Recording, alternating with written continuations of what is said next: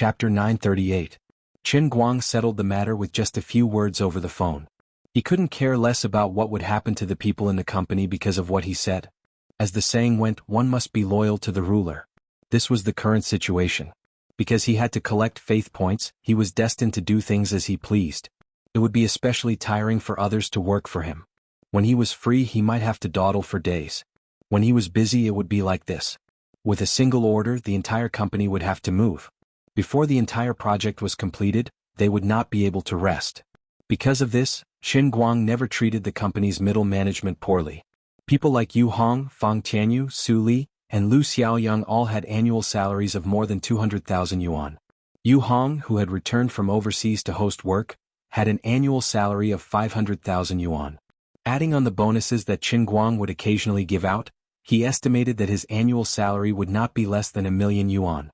It was not the end of the fiscal year yet. When it was New Year, Qin Guang planned to give out a huge year-end bonus. He was not careless about giving out bonuses for competitions, and he was even more careless about giving out salaries to his own people. Anyway, he was so poor that he only had money left. When the time came, Yu Hong's income would only be higher than when he was overseas. In addition, Yu Hong was a high-ranking employee of the Tangjie Foundation. Although his personnel had been transferred, he should still have an annual salary similar to that of a consultant in the Tangjie Foundation. Although the boss, Qin Guang, was always unreliable, every time he did something unreliable, he would make a lot of money for the company. Qin Guang also never criticized their work. Although they were quite tired of serving him, the work for the past few months had been quite comfortable. Anyone who used a good boss in China would know. The biggest advantage of following a boss who could become famous all over the country, no, all over the world, was that he didn't have to worry. Anyway, he wasn't afraid of losing money and he wouldn't lose money. The biggest disadvantage was that it was troublesome. Anyway, no matter what he did, he could make a big deal out of a small matter. He could also make a big scene out of a small matter. Every time he did it, he would scare people. It was the same this time. In Beijing, Qin Guang had his eyes on Jin Shirui and Jiang Yage. "Are the two of you interested in acting with me?" The two of them shook their heads like a rattled drum. They couldn't afford to lose face. Jin Shirui was even a little angry. She felt that Qin Guang was simply trampling on her professional field. Qin Guang was the only one who did this. If it was someone else, Jin Shirui would have already looked down on him with her character and blacklisted him in her heart. This person wasn't reliable, and it's best if they don't interact with him in the future. At this moment, Jin Shirui was worried for Qin Guang. She first shook her head, then worried for him. On one hand, she didn't want to see his money go down the drain. On the other hand, she was worried that he would embarrass himself on stage. From the first time they met, when Qin Guang took the life-saving reward, Jin Shirui realized that he was a person who would rather suffer than lose face. Jin Shirui didn't want to see him be unhappy because he lost face on stage. "Sai, I was thinking that if the two of you joined in, the drama would be more popular," Qin Guang said with a regretful tone. Jin Shirui was slightly moved. She thought that if she could watch over him the whole time, no matter how bad his acting skills were, she might be able to help him. However, on the other side, Jiang Yage desperately winked at her, telling her not to be silly. Jiang Yage pinched her fingers and began to calculate the time for Qin Guang. "You think it's easy? I only have 2 days off. I have to go to the set later. Most of Sister Shirui's scenes have to be shot during this period. She has to go to the promotion of our new album. How would she have time to prepare for your drama? Even if it's the thunderstorm we acted in when we were learning to act, it's not something that can be done easily, okay? You don't need to revise the script or memorize the lines." Qin Guang nodded. "That's right. After all, you're not like me. I can't just go on stage and act." When he said this, he was really serious. It didn't seem like he was joking at all. Jiang Yage and Jin Shirui were completely speechless. "My brother, where did you get this confidence from?" The two of them felt very tired. They really sympathized with his employees and his company. Did this guy always do things like this in the past? How tired was that? Wait, it seemed like the two of them weren't any better. In the past, they thought that maybe he was just too busy and couldn't pay attention to acting. Now it seemed that this guy simply thought that he was a genius. He didn't need to learn to act and could do it easily. Although, from the beginning, when Jiang Yage appointed Qin Guang to act in the movie, she didn't have high hopes for him. At that time, she even thought that it would be better if he didn't act well. For example, kissing scenes and so on. How happy would that be? It didn't matter if the movie's box office and reputation were bad. Anyway, he had acted in many types of TV and movies. He just hadn't acted in a bad movie that purely relied on reputation. With his and Sister Shiryua's box office appeal, they shouldn't lose too much. It wasn't like they couldn't afford to lose this bit of money. At that time, Qin Guang was just a rising internet celebrity. Jiang Yage felt that even if his acting skills weren't good, he could slowly grind out a good show, just like when he was filming Country. But now it seemed that his attitude was very problematic. She still hoped to slowly grind him. With the confidence he showed today, even if she said a few more words to him, he would probably explode.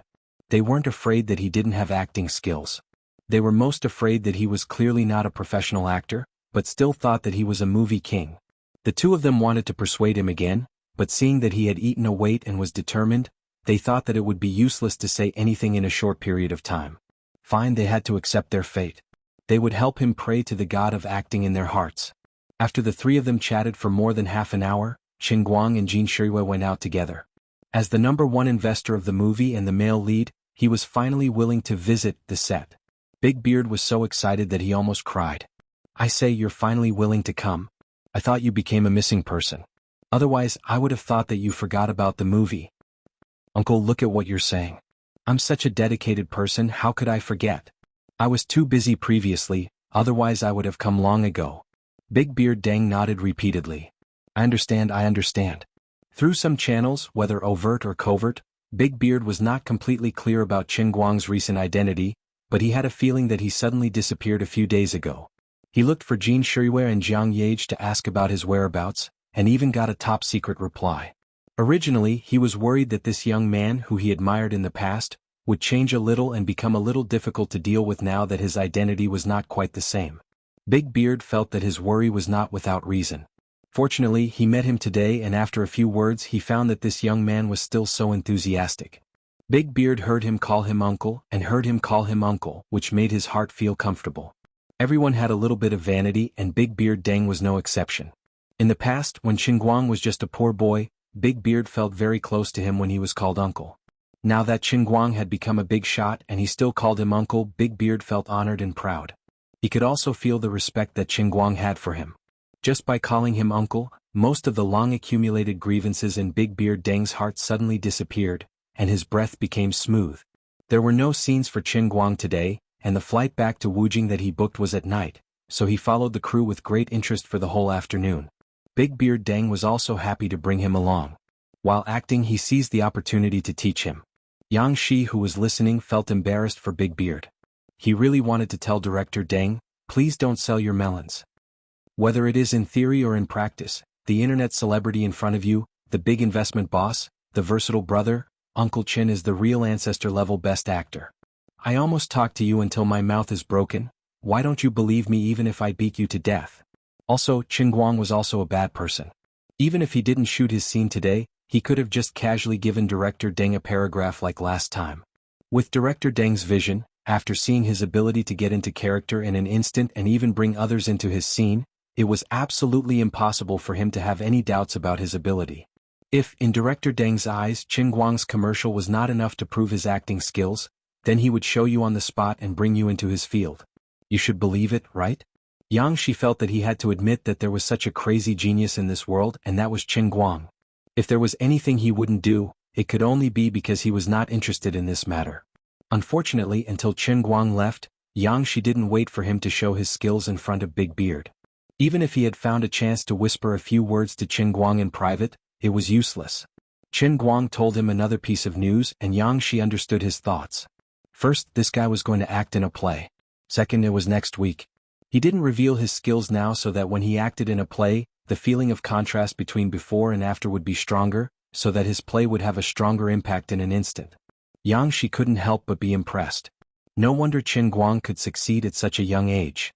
In addition to his real ability, he was really good at the details and scheming when it came to running a project. Wait, didn't Big Beard ask me to follow him all day? How could there be no director in a play? Opportunity. When Qin Guang left, Yang Shi decisively ran to Big Beard and volunteered to go to Wujing. Big Beard didn't understand. Didn't you think it was meaningless in the past? Yang Shi chuckled as he continued, Director Deng, I've already deeply understood my mistake. I guarantee that I'll definitely make Qin Guang into an Oscar winner before next month. I can make a military pledge. If I can't do it, I will cut my head off. Big Beard Deng gave him a kick. When did you learn to be so glib with Chen Guang? Get lost. What are you doing? I'm asking you to go to Wujing with him. Thus, Chen Guang, the first main creative member of the play Thunderstorm, and also the director, left Big Beard Deng's set and came to Wujing. Chapter 939. Chen Guang trusted Yang Shi's ability. Since he was interested, he would leave it to him. When the two of them got off the plane in Wujing, it was already past 9 p.m. Chen Guang directly threw Yang Shi to Qingguang Agency and took a taxi back to the neighborhood outside the school. The poor Qingguang Agency's 4 great King Kongs. In the afternoon, Chen Guang gave them a phone call and threw them an unimaginable idea. Just like that, they could become his shopkeepers. He was quite comfortable. It was just a matter of a few words and a phone call. However, Yu Hong, Fang Tianyu, Su Li and Lu Xiaoyang had no choice but to accept the cruel reality that their short vacation was completely ruined. Whether it was holding a competition or other activities, the entire project's establishment, planning, implementation, copyright operations, ticketing management, venue rentals, and clothing during the live performances, etc. It was simply a basket of troubles, not to mention that the time this time was so short. This master had always been in charge of killing and not burying. The few of them had a meeting in the company while making phone calls everywhere to find people. It was a headache. Fortunately, he was going to act in a traditional drama, Thunderstorm. This saved them the trouble of writing a script and training new actors. After all, this drama was reserved for domestic performing arts students. However, the time he gave them was too short. He even asked for experienced actors to act for him. Wasn't this torture? It was not easy to gather all the main cast members in a short period of time. Lu Xiaoyang used the connections he had accumulated over the years as a paparazzi and managed to find a few actors. However, the biggest problem was that he still had not found a director. Although he knew that CEO Chen's acting skills were a little crazy and that when he was good, he could easily shoot 12 sets of commercials a day. However, suddenly going on stage to act in a drama was like suddenly going from the county school league to the English Premier League. It was a little unrealistic. Therefore, they had to find a good director. Although it was not a famous director, they couldn't just randomly find a directing student from the school to make up the numbers, right? At the very least, they had to find an experienced veteran, right? Otherwise, how could they keep him under control? Everyone understood the reason, but time was too tight. Many people immediately backed out when they heard that they had to go on stage next week at the latest, but they hadn't even settled on the actors yet. They didn't even discuss the price. Secondly, even if they managed to convince him, the moment they heard that Chen Guang wanted to play the male lead, they would immediately fall through and refuse to do it even if they were offered more money. Those who spoke harshly were already swearing, and those who had a little bit of self-restraint were all kinds of sudden scapulohumeral periarthritis, gingivitis and tenosynovitis. Thirdly, there were some people who were willing to come, but they were all unorthodox directors who specialized in online popular supernatural films. They did not have the slightest bit of ability and only wanted to come here to pass the time and become familiar with CEO Chen. With President Chen's temperament, this kind of person would definitely be kicked away by him, and the few of them would also be labeled as incompetent. How could a good play not have a director? Since Thunderstorm was first put on the stage more than 80 years ago, it had been performed thousands of times on different stages, on TV or the big screen by different actors. There were countless different versions, some classic and some rubbish.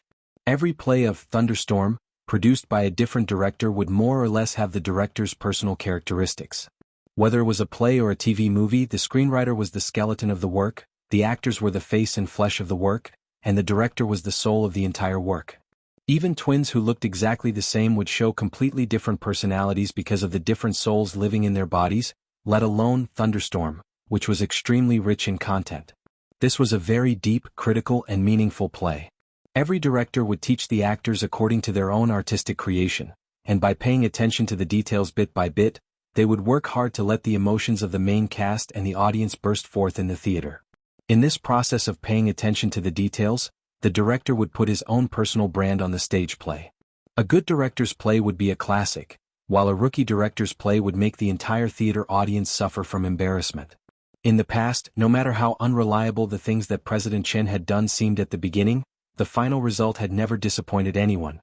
Obviously, his goal this time was the same. He only wanted classics, not rubbish. Therefore, it was difficult to find a director, and it made people worry so much. It was past 10 o'clock at night, and Lu Xiaoyang was still flipping through his little notebook, hesitating. He had basically contacted all the slightly reliable play directors in the country, but basically all of them turned down. Now, he was conflicted about whether he should use the hot news from Zhuo Wei's 8-weekly H drive to force him to give in. This thing was a big killer. Once he took it out, he might be able to achieve his goal in a short time, but it would definitely make people feel uncomfortable and he would become enemies. After all, he was a person of virtue and prestige, and he might not even know that the hot news was stored in the H drive. Xiaolu, why don't you call this person? Desperate times call desperate measures, and we have no other choice. Fang Tianyu took a deep puff of his cigarette and extinguished it in the ashtray. Yu Hong, who was wearing a gas mask, said in a muffled voice. But when he rejected us just now, he was very polite. Aren't we being too unkind? Su Li also shook his head with his mask on. He could not stand the smell of Fang Tianyu's cigarette, but everyone was very depressed and they could not stop him from smoking. Lu Xiaoyang slammed the table heavily. Let's do it. President Qin once said that those who achieve great things should not bother about trifles. We will just raise the salary later. The other three people looked at him and gave him a thumbs up. Yu Hong said, Xiao Lu is very courageous. Su Li nodded. As expected of someone from 8 Weekly. Fang Tianyu said, I admire your shamelessness. Under the reverent gazes of the three, Lu Xiaoyang dialed the number. Hello Director Pan, are you asleep already? I am Qingguang's agent, Fang Tianyu, who called you just now. F***CK. The next second, Fang Tianyu jumped up and sat on Lu Xiaoyang's waist. He snatched the phone from Lu Xiaoyang's hand and hung up. Yu Hong said, despicable. Su Li said, shameless. Fang Tianyu said, you are a true disciple of President Qin. Alright, this matter was put on hold again. Director Pan had made a mistake in the past and it had been a few years since then. Fang Tianyu could not bear to drag Director Pan down with him. Just then there was a knock on the office door. A company clerk who was working overtime poked her head in from outside. There's a director named Yang Shi outside. He said that President Qin asked him to come. The eyes of the four of them lit up in a flash. The poor clerk thought that he had caught the attention of 4 higher-ups at the same time, and he was panicking. I can't handle 4 people at once. Lu Xiaoyang slammed the table and stood up. Hurry up and invite Director Yang in. Fang Tianyu let out a long sigh. As expected of President Qin. It seems like he had already selected a director in advance. This is called planning strategies in a tent, and victory will be decided from 1,000 miles away. Su Li rolled his eyes. President Qin is not here. He can't hear your bootlicking. Fang Tianyu took out his phone. I recorded it. The other 3 people looked at him coldly. Despicable. Lu Xiaoyang said, even more despicable than me. Anyway, the director's matter was settled. Brother Yang Shi had walked right into the trap and saved the 4 great directors of Qingguang Agency. As for Qingguang, he was sitting on the sofa nervously with his hands on his knees. He looked at the 2 little girls who were on the verge of tears and had a slight headache. Actually, he should have gone straight to Guangding headquarters to tell the 2 of them that he had resigned. But it was a little late when he got off the plane, so he did not go. On the other hand, since he had already resigned, he had to be thorough. He did not want others to say that he was lying behind his back. He had already resigned, but he was still thinking about it and it would be a joke. He did not expect that the 2 of them had already seen through his thoughts and were already waiting for him at home. Are you giving up on us? You're so heartless. My ass is growing. How could you just leave like that? You're leaving so pitifully. From now on, my little sweetheart and I will be alone in the headquarters. We'll be bullied by those cruel and evil martial artists and have to rely on them to survive. Qingguang, do you have the heart to leave me and little Miao Miao in the headquarters? You're the chief of the martial arts world now. How do you expect little Miao Miao and I to convince the masses? The 2 little girls were talking one after another. Qingguang looked at them and felt a headache coming on. It was especially so for Xi and Qin. Honestly speaking, Qingguang even felt that he was hallucinating. Did nothing happen between the 2 of them? Why didn't this last change much from before? No, she was a little different. Actually, the 2 of them were pretending to be in high spirits. It seemed like they were purposely trying to cheer him up. It was no wonder. Their master had passed away not long ago and it was only the 7th day. The grand funeral was still in preparation. How could they be in such high spirits? Although he had told them that their master was not completely dead and they believed him, there was no way to prove it in such a short amount of time. Moreover, the 2 seniors had really died physically. It was really hard on them now. Perhaps they felt disappointed that they were stripped of their position as the chief bureau after returning from Beijing, so they purposely joked around to cheer him up. This must be the rotten idea of Wu Miaoan, who had even more crooked ways. Patting on Xanchin's head, Qin Guang continued, all right. You guys can stop trying to cheer yourselves up. I'm feeling tired for you guys. Sure enough, as soon as he finished speaking, the two of them instantly slumped down and sat on either side of him dejectedly with their heads drooping. Senior Xian and Senior Wu's funeral is the day after tomorrow, right? Qin Guang asked. Yes. Will you be there then? Xianchin asked. Almost all the sects in the bureau will send representatives. Actually, we know that with the reputation of the Thousand Despair sect in Thousand Flower Valley in the pugilistic world, those big sects won't pay much attention to the death of their sect leaders. It's all because of you. But you. Qin Guang interrupted her. Of course I'll be there. Although I'm no longer the bureau chief, it doesn't affect my relationship with you. It's only right that they give you face for my sake. Wu Miaoan asked, after you resigned today, there was news from Beijing that Xuelin was not appointed as the bureau chief. He's still the team leader of the Special Operations Team. The bureau will not have a chief position in the future. The two deputy bureau chiefs will temporarily take over the bureau chief's affairs. Chapter 940. Qin Guang nodded. They're smart enough to know that they can't easily push Xuelin, who isn't from the pugilistic world. Although Xuelin and I have a master-disciple relationship, and I acknowledge him, others don't. Forcefully replacing him will only ruin the good situation we're in now. However, without a wise and decisive chief to take the lead, don't you think it's too much work for the two of you to handle the chief's affairs? Xanchin asked. Aren't you ashamed? Wu Miaoan said, haven't we always been the ones doing things and you've never cared about anything? Qin Guang realized that they made a lot of sense and he couldn't refute them. Alright, that's the truth. However, people from the pugilistic world have their own way of doing things. The two of you are still weak, so if you can't handle the situation you can come to me. Don't make things difficult for yourselves. Wu Miaoan snapped, of course. Don't tell me you really don't care about us. You've already taken advantage of our little sweetheart, and you're still going to deny it? Annoying. Xanchin went after Wu Miaoan again, and the two of them had a good fight before they sat back down. Xanchin was still a little uneasy as she asked, that, you really don't care about being the chief? Wu Miaoan immediately spoke up to defend the injustice. Actually, in my opinion, we shouldn't care about this Guangdong headquarters at all. Why don't we just jump out of it? Qin Guang, you can set up your own martial union and be the chief. With your invincible strength, I don't believe that the remaining 5 major sects and 20-odd sects would dare not come. Qin Guang patted Wu Miaoan's head. What nonsense are you thinking? I don't have the leisure to do that. So what if I become the chief of the martial union? Can I become stronger? I've already told you that when Ouyang Tianxing died I wanted to run away. Do you think I'm joking? The two of them nodded to show that they understood, then shook their heads fiercely, not really believing him. Qin Guang took a deep breath. He decided to show off. He walked to the window with his hands behind his back and looked up at the stars in the sky. You all know that in my previous life I was a grand mage who could almost break through the barriers of the world. Well, in fact, I became an elemental controller later on. In short, I was very, very strong, the kind of strong without boundaries. My journey is the sea of stars. Why would I care about a mere mortal job? Compared to being a bureau chief, I am more willing to pursue the pinnacle of power. How vast is this universe? You have no idea how many terrifying existences there are in this vast and boundless universe. In the Doluo world of my previous life, Earth was actually just the starting point. There were countless powerful forces hidden in the boundless starry sky of the entire plane. The world-shattering Holy Clan's greatest dream is to rule the universe of the Doluo world. I, right Qin, am the most talented magician in the history of the Doluo world. My dream is to touch the boundaries of power. When he said this, his tone was calm and deep.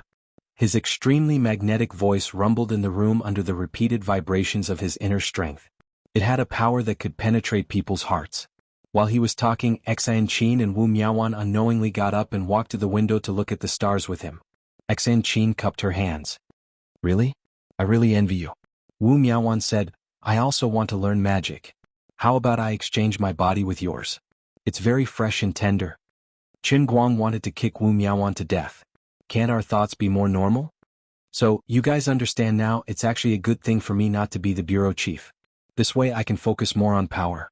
Although I still can't be sure now, maybe one day when I recover or even surpass the power I have in the Doluo world, I can find a way to let Senior Xian and Senior Wu come back to life somewhere. You guys will also have a chance to meet again. As for the two of you, now is the time to fulfill the wishes of the two seniors. Since the two of you represent the Thousand Despair sect and Myriad Flower Valley in your current positions, don't let go of this opportunity to strengthen your sect. Otherwise, the two seniors in the Heavenly Kingdom, if they find out about this in another place, they will be sad. Chen Guang continued to keep his hands behind his back, maintaining the demeanor of an expert. Wu Miaowan nodded like a chick pecking at grains. Alright, no problem. Of course, little darling, and I understand. But I want to ask, Lord Big Chrysanthemum Head, do you have a way to dual cultivate? When little darling and I are done with our work, we can dual cultivate together and make you stronger faster. Alright. Little Miaowan, restrain yourself. Xan Qin turned around and pulled Wu Miaowan away. Even though Wu Miaowan was the one who was shooting off her mouth, if she really ignited Qin Guang's fire, Xan Qin would definitely be the unlucky one. Watching the two drive away from the window, Qin Guang didn't feel melancholy. He actually didn't have any desires at this moment, and he wouldn't do anything to the two of them at such an inappropriate time either. A gentleman was lustful, but he did it in the right way. Now wasn't the right time. The next morning, Qin Guang woke up early and packed his things. For the next few days he wanted to stay in school. Actually, it hadn't been many days since he wanted to go back to school, but people were like this. If they encountered too many things at a certain time, even if it wasn't a long time, their minds would still feel as if it was a lifetime ago. Looking at his class schedule, he had the first class in the morning.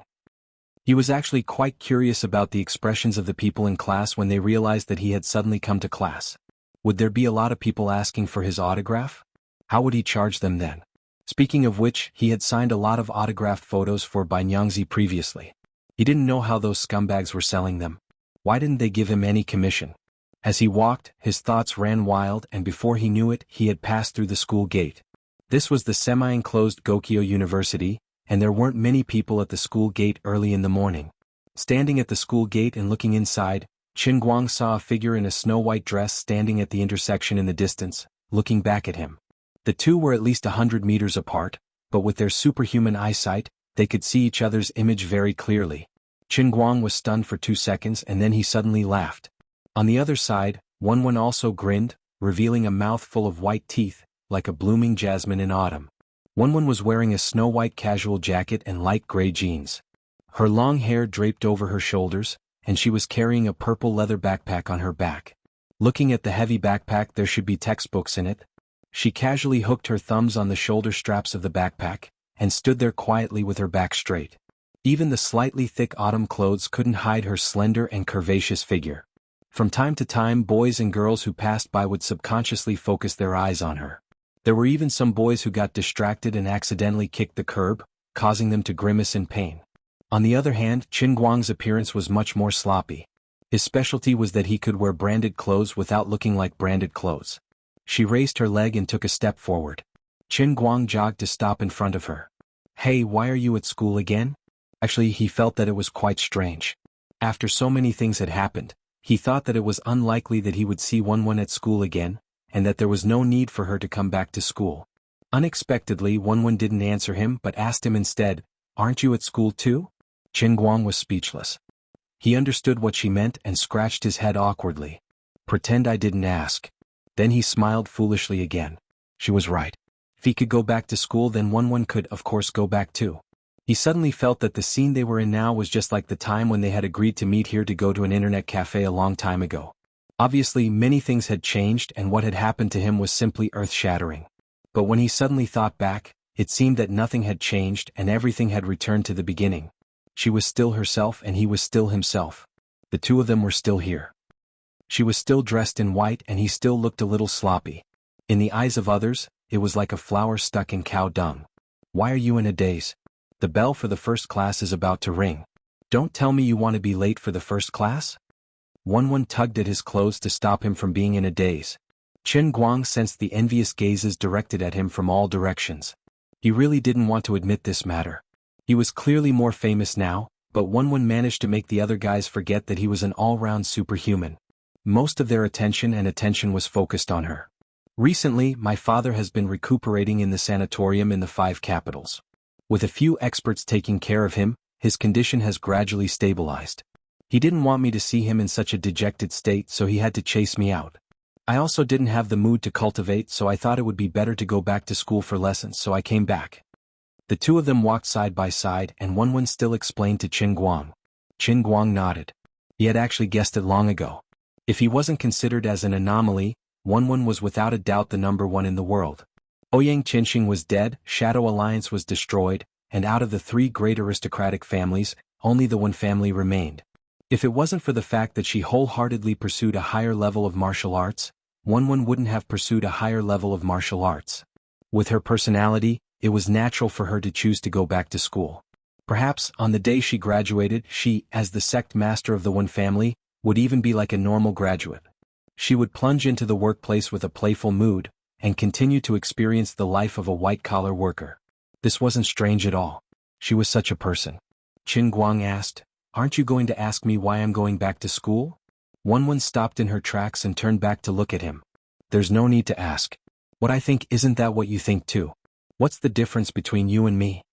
With that said, she suddenly stepped on his foot, and then ran off like the wind, shouting, "I'm in the second building, you're in the first building, 508. Hurry up. Let's go for skewers after school tonight." She ran with great joy. No one could understand her joy. To be able to meet Qin Guang on the first day of school, and this wasn't even arranged by the two of them, but purely by chance. This kind of fate was simply too wonderful for words. Besides, she was also happy about something else. Today she walked beside Qin Guang for so long. Although the abnormality in her dantian was still strong, she could barely suppress it. This meant that she could finally be with him normally in the future. Her legs were a little wet, but fortunately her relatives had just come today so it wouldn't leak out, nor would it wet her pants. Qin Guang felt a dull pain from being stepped on. Looking at Wenwen's back that was like a happy little bunny, he suddenly realized. Perhaps the person he saw before was not the real her.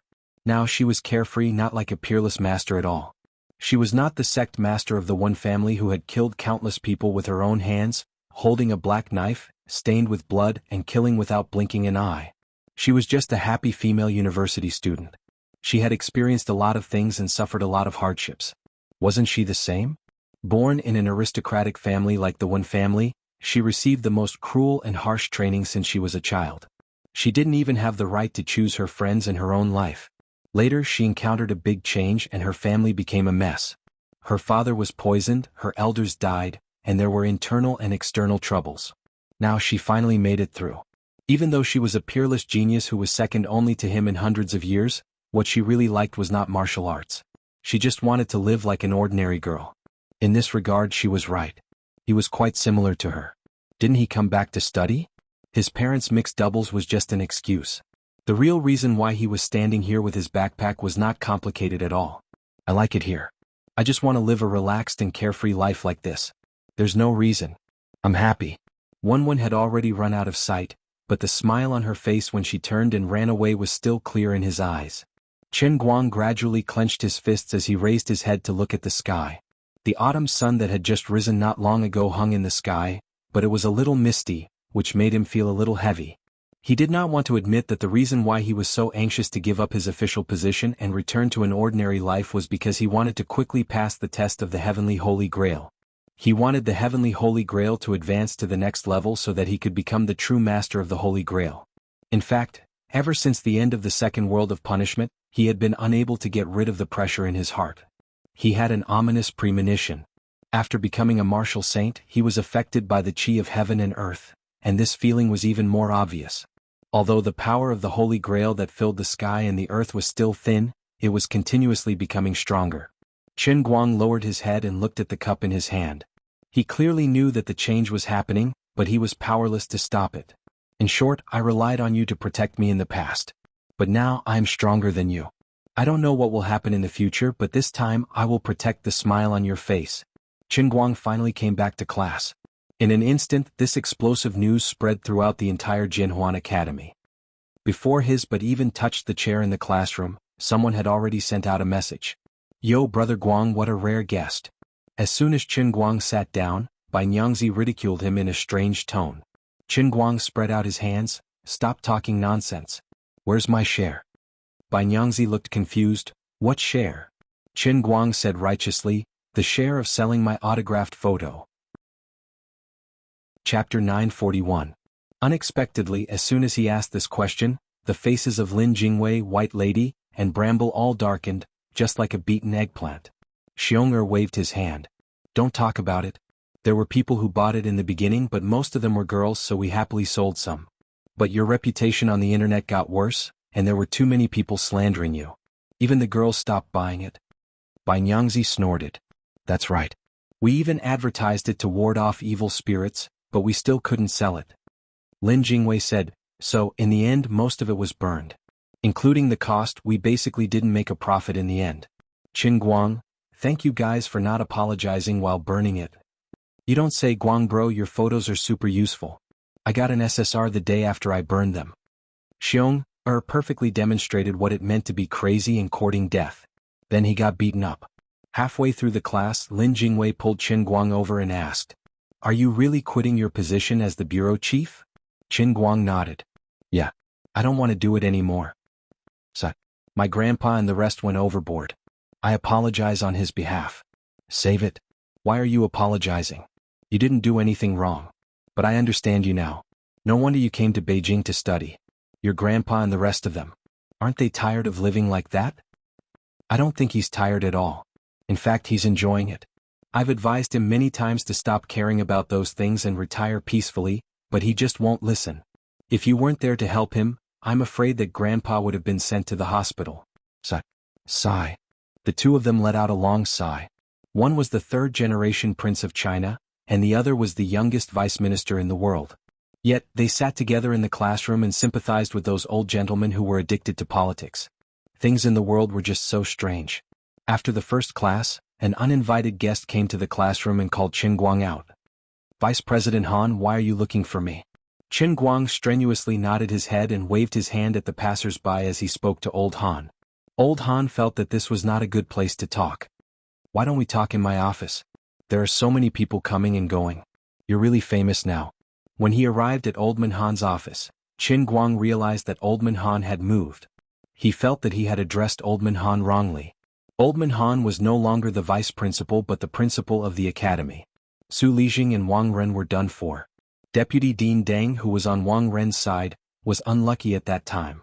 After a semester, Dean Tong, who also wanted to cover up for Su Lijing, should have moved on and left. Naturally, it was the turn of Deputy Dean Han, who was conscientious and upright, to take over. It had not been easy for him.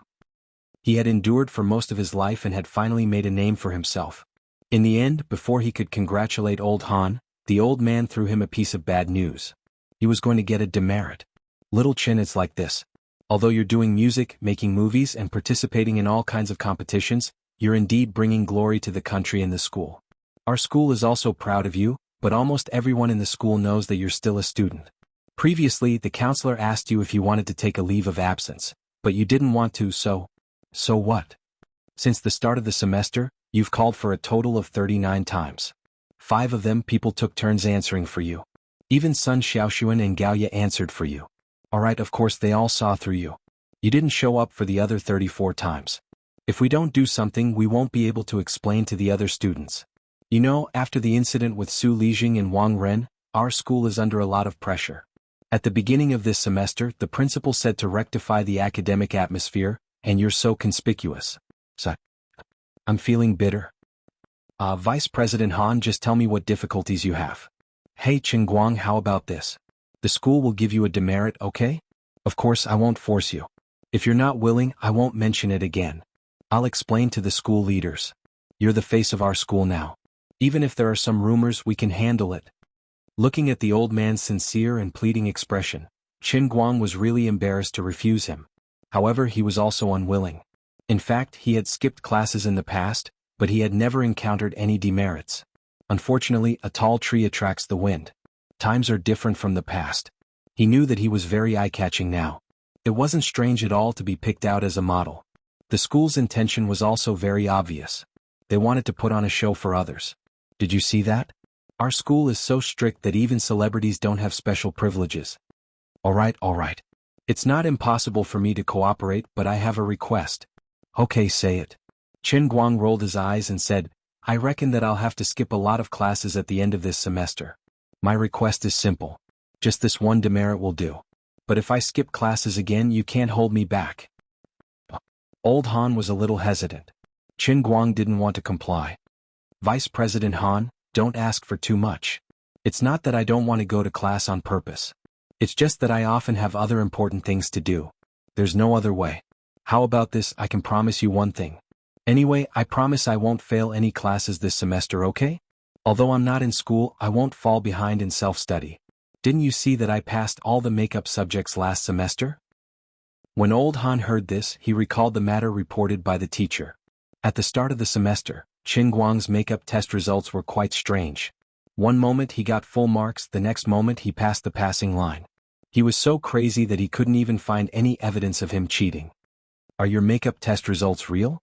He asked doubtfully. Qin Guang smiled confidently. Vice President Han, Qin Guang might not be righteous enough in other matters, but when it comes to exams, I definitely have a clear conscience. Qin Guang would definitely not admit that he had asked Nicosia to take the exam on his behalf. There weren't many decent men like him who were willing to spend faith points to exchange for the special training in a cup just for a mere exam. Alright, then it's settled. As long as you don't fail the final exam, I'll grant you the privilege. But if you fail then, just give me a detention. Old Han was a little speechless. Since when could detention be used in such a way?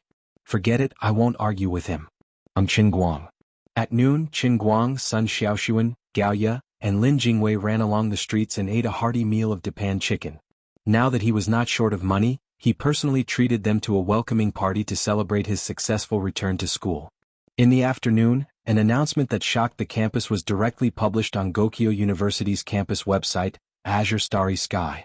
Qin Guang, one of the 5 brightest stars in the country and even the world, the almighty Superman, was given a demerit. The reason for his demerit was even more unbelievable. He actually skipped class.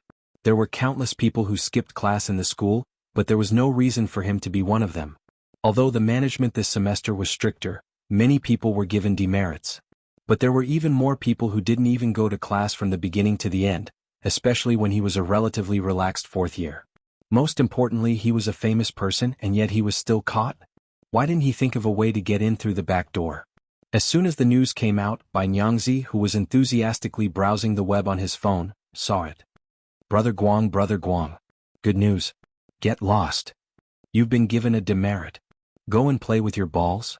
Qin Guang also did not expect old Han to be such a scammer. He only said that he would be given a demerit, but he did not say that he would announce it to the whole school. I've been King scammed. I accidentally became famous. How embarrassing. Forget it. Fortunately, my parents are still traveling abroad and they probably won't see this. Some things really can't be thrown up randomly. Just as he was thinking about this, his father called. Qin Guang's heart skipped a beat. It can't be, right? What a coincidence. The call connected and it was his father's voice. Young man, you did well. Come, stretch your head over, I'll give you a red blessing. He did not know what his father had learned abroad, but the moment he opened his mouth, he wanted to give him a red blessing. Dad, why did you call me? What are you talking about? How have you been recently? He decided to use the strategy of avoiding the topic. Qin Guoli snorted. Not much. I just got off the plane and I saw your good news. You're very good at your studies and you've even gotten a demerit. Damn, it was indeed a flag raised. Qin Guang was not afraid of other people, but he could not do anything to his parents. He could not tell his father that he was once a deputy minister, and the reason he skipped classes was to save the world. He could not say it out loud for fear of getting beaten up. Dad, it's a long story. Forget it, I won't talk to you anymore. You're not young anymore and you should graduate next year and start working. It's time for you to be sensible. I'll help you hide this for now. Your mother still doesn't know about it, but you better take care of yourself later. We just got off the plane, and we had planned to come to school to have a meal with you before going back to our hometown. But it looks like it's not a good time now. I'll think of a way to bring the whole family back. Qin Guang laughed. Dad, you're the one who dotes on me. What else can I do? I'm not doting on you, I'm doting on your mother. I'm the only one who can take a beating. If I were your mother, I would have gotten Parkinson's disease long ago. That's true. Be careful on the way back. After hanging up, Qin Guang let out a long sigh of relief. He had dodged a bullet and almost got screwed over by old Han. Brother Guang, did your father just say he's going to give you a red buff? Bai Nyangzi was being cheap again. When he begged Qin Guang to help him promote books on Weibo, he kissed him like a grandson. But after the matter was over, he kept on being cheap and sly. Later on, when he needed someone's help, he could lower his pride and beg humbly, so that no one would be angry at him. Qin Guang decisively gave him a black buff. After school, Sun Xiaoxuan wanted to ask Qin Guang out for a movie, but by the time she got up, Qin Guang was already out of sight. Gaoya felt indignant for Sun Xiaoxuan. This guy must be up to no good again. Don't you care about him? Sun Xiaoxuan became calm. I don't care about him. Why? Because he always has a reason to do things. I think he's always right. Gaoya stared at her, dumbfounded. She sucked in a breath of cold air. Oh my God, you're so blind. No, you're not blind anymore. You're blind. Chapter 942. In fact, Qin Guang and Wenwen didn't do anything special. They said they were eating skewers and they were really just eating skewers. Originally, he wanted to go to the internet cafe to play a few games with them. However, considering that he was getting more and more famous, eating skewers with a beauty on the street was shocking enough. If he went to the internet cafe to play games, he would probably be surrounded by people. On the other hand, Wenwen didn't want to stay with him for too long.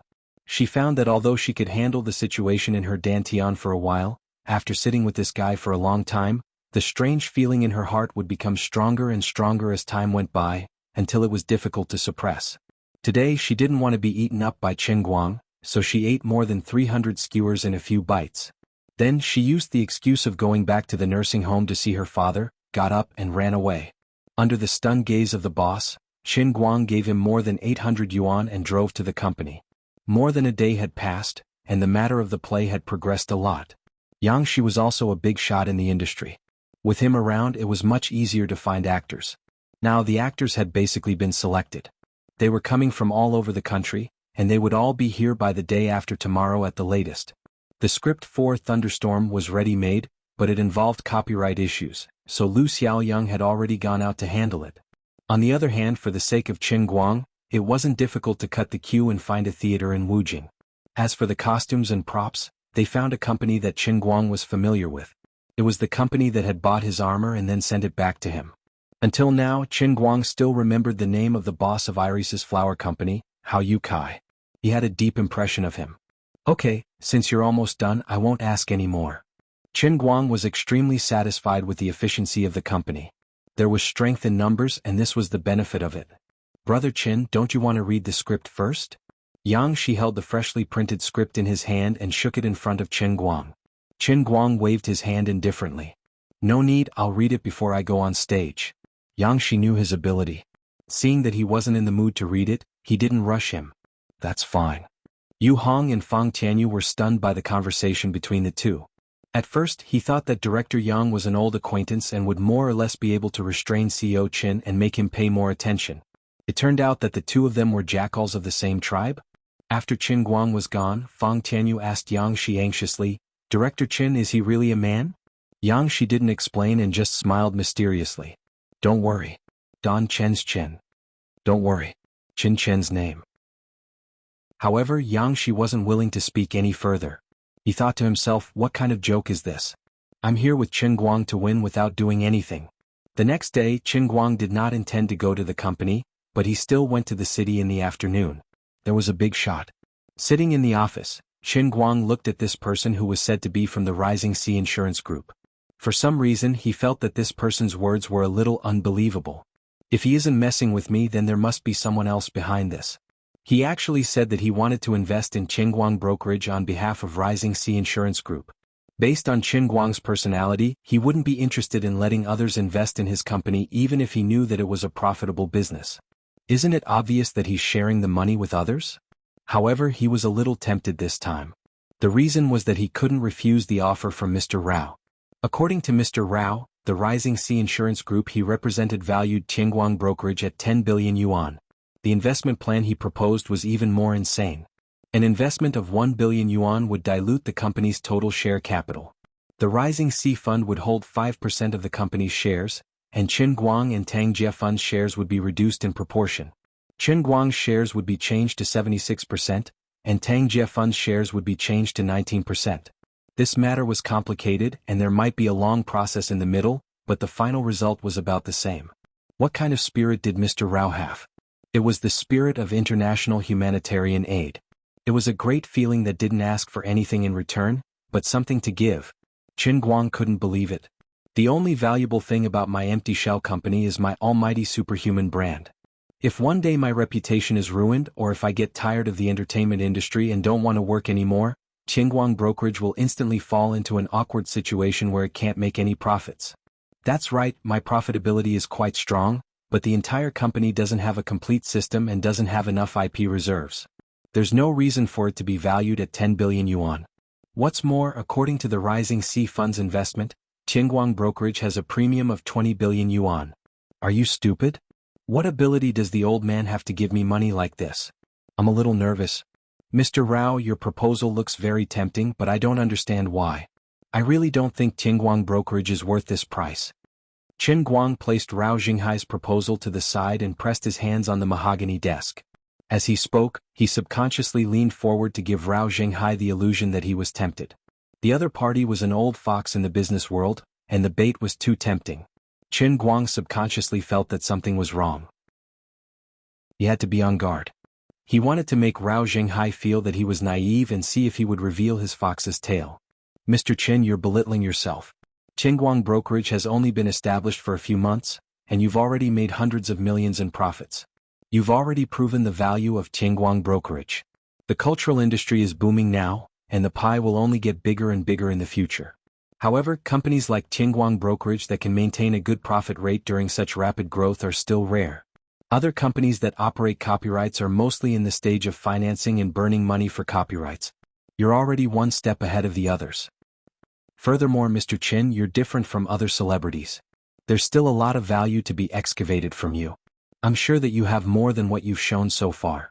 You might not know this, but before the Olympics there was a swimmer with the surname Ning. According to some evaluation agencies, his personal IP value could reach 20 billion. Mr. Qin, you're only higher than him. Some WeChat public accounts, and even Poppy Chan, whose content creation ability is not as good as yours, can be valued at more than a billion. I've valued Qingguang Brokerage at 10 billion, so it's reasonable to increase it to 20 billion. Qin Guang was almost convinced by him. According to Mr. Rao, money was not being spent as money nowadays. Billions and billions were being spent at every turn. Did he think they were burning hell's money? Comrade, you can't stop using fake drugs.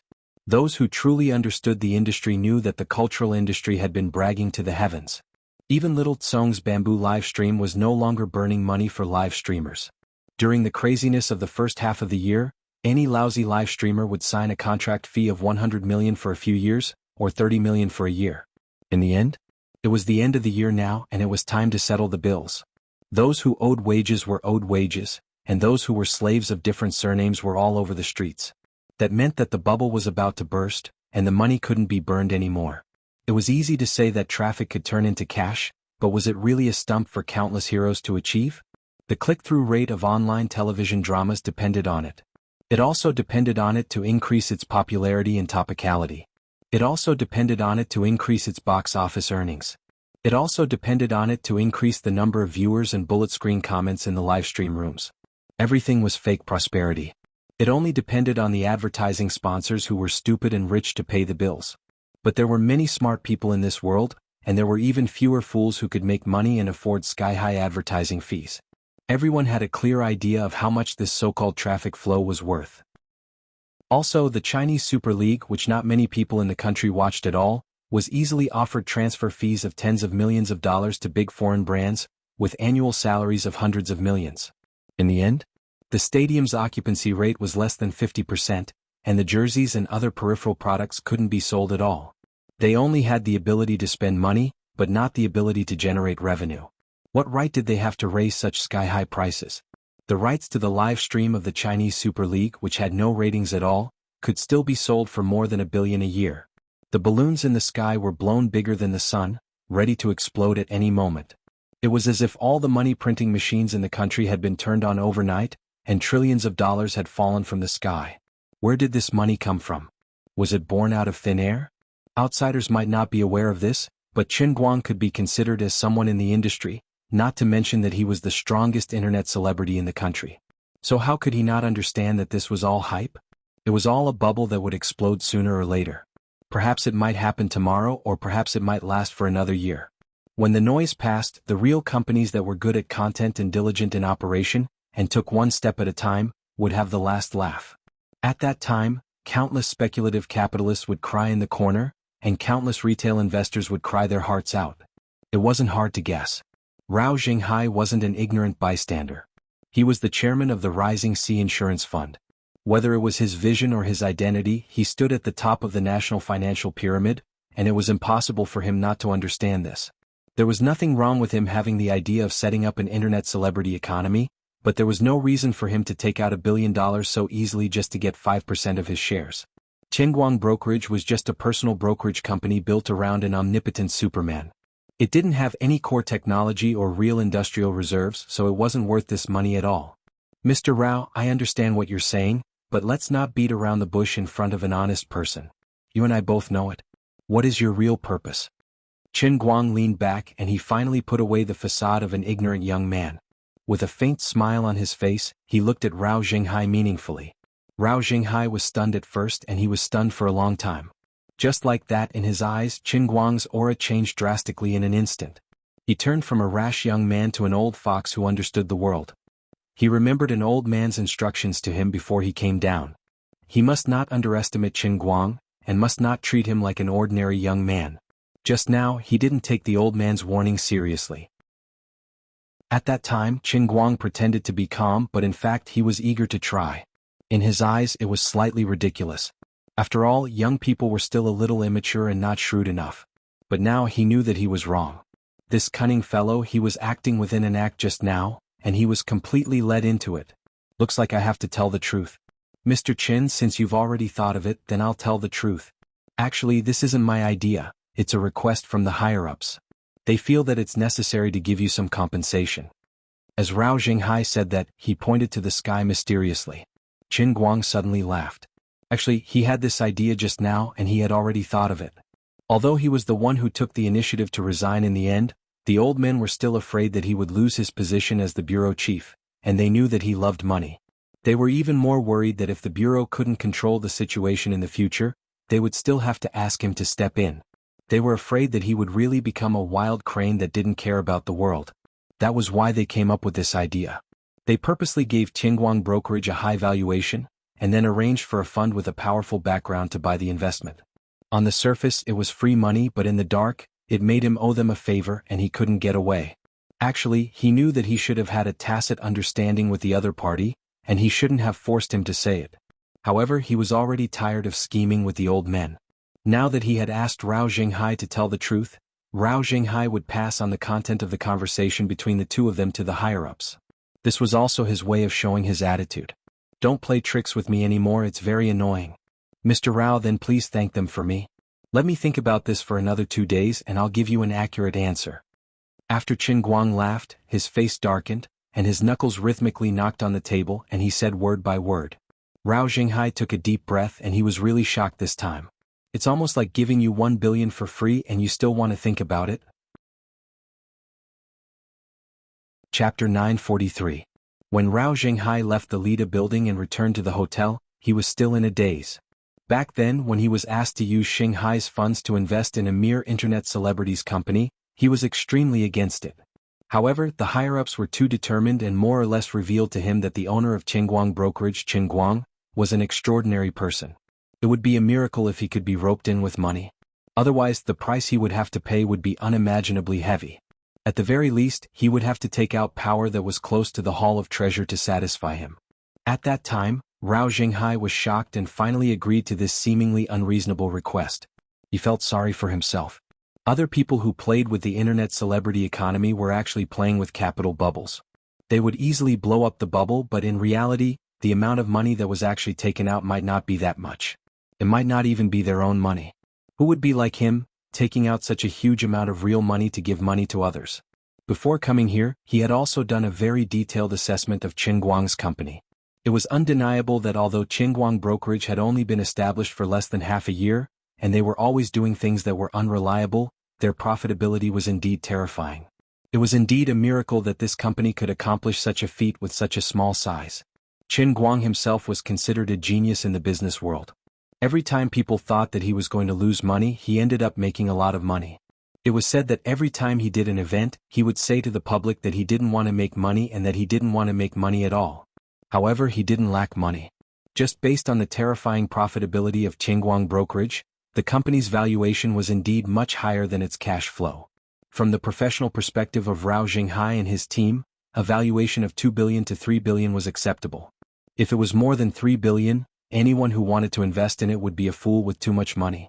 However, even if he was valued at 2 billion and invested in cash, he would have to sign a VM agreement that would make at least 800 million to 1 billion in 5 years. If he couldn't achieve the profit target, Qingguang would have to pay for it out of his own pocket or buy back the shares. That was the normal value of Qingguang brokerage.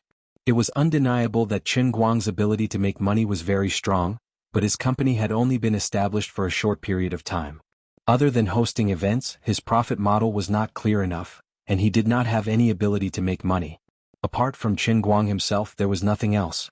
The reason why Qingguang Agency could develop so smoothly was largely due to Qingguang's individual performance and luck. There were still many uncertainties in this startup company, which indirectly pulled down its market value. Therefore, in Rao Jinghai's heart, his valuation and asking price were no different from that of a child giving away money. But he was rejected.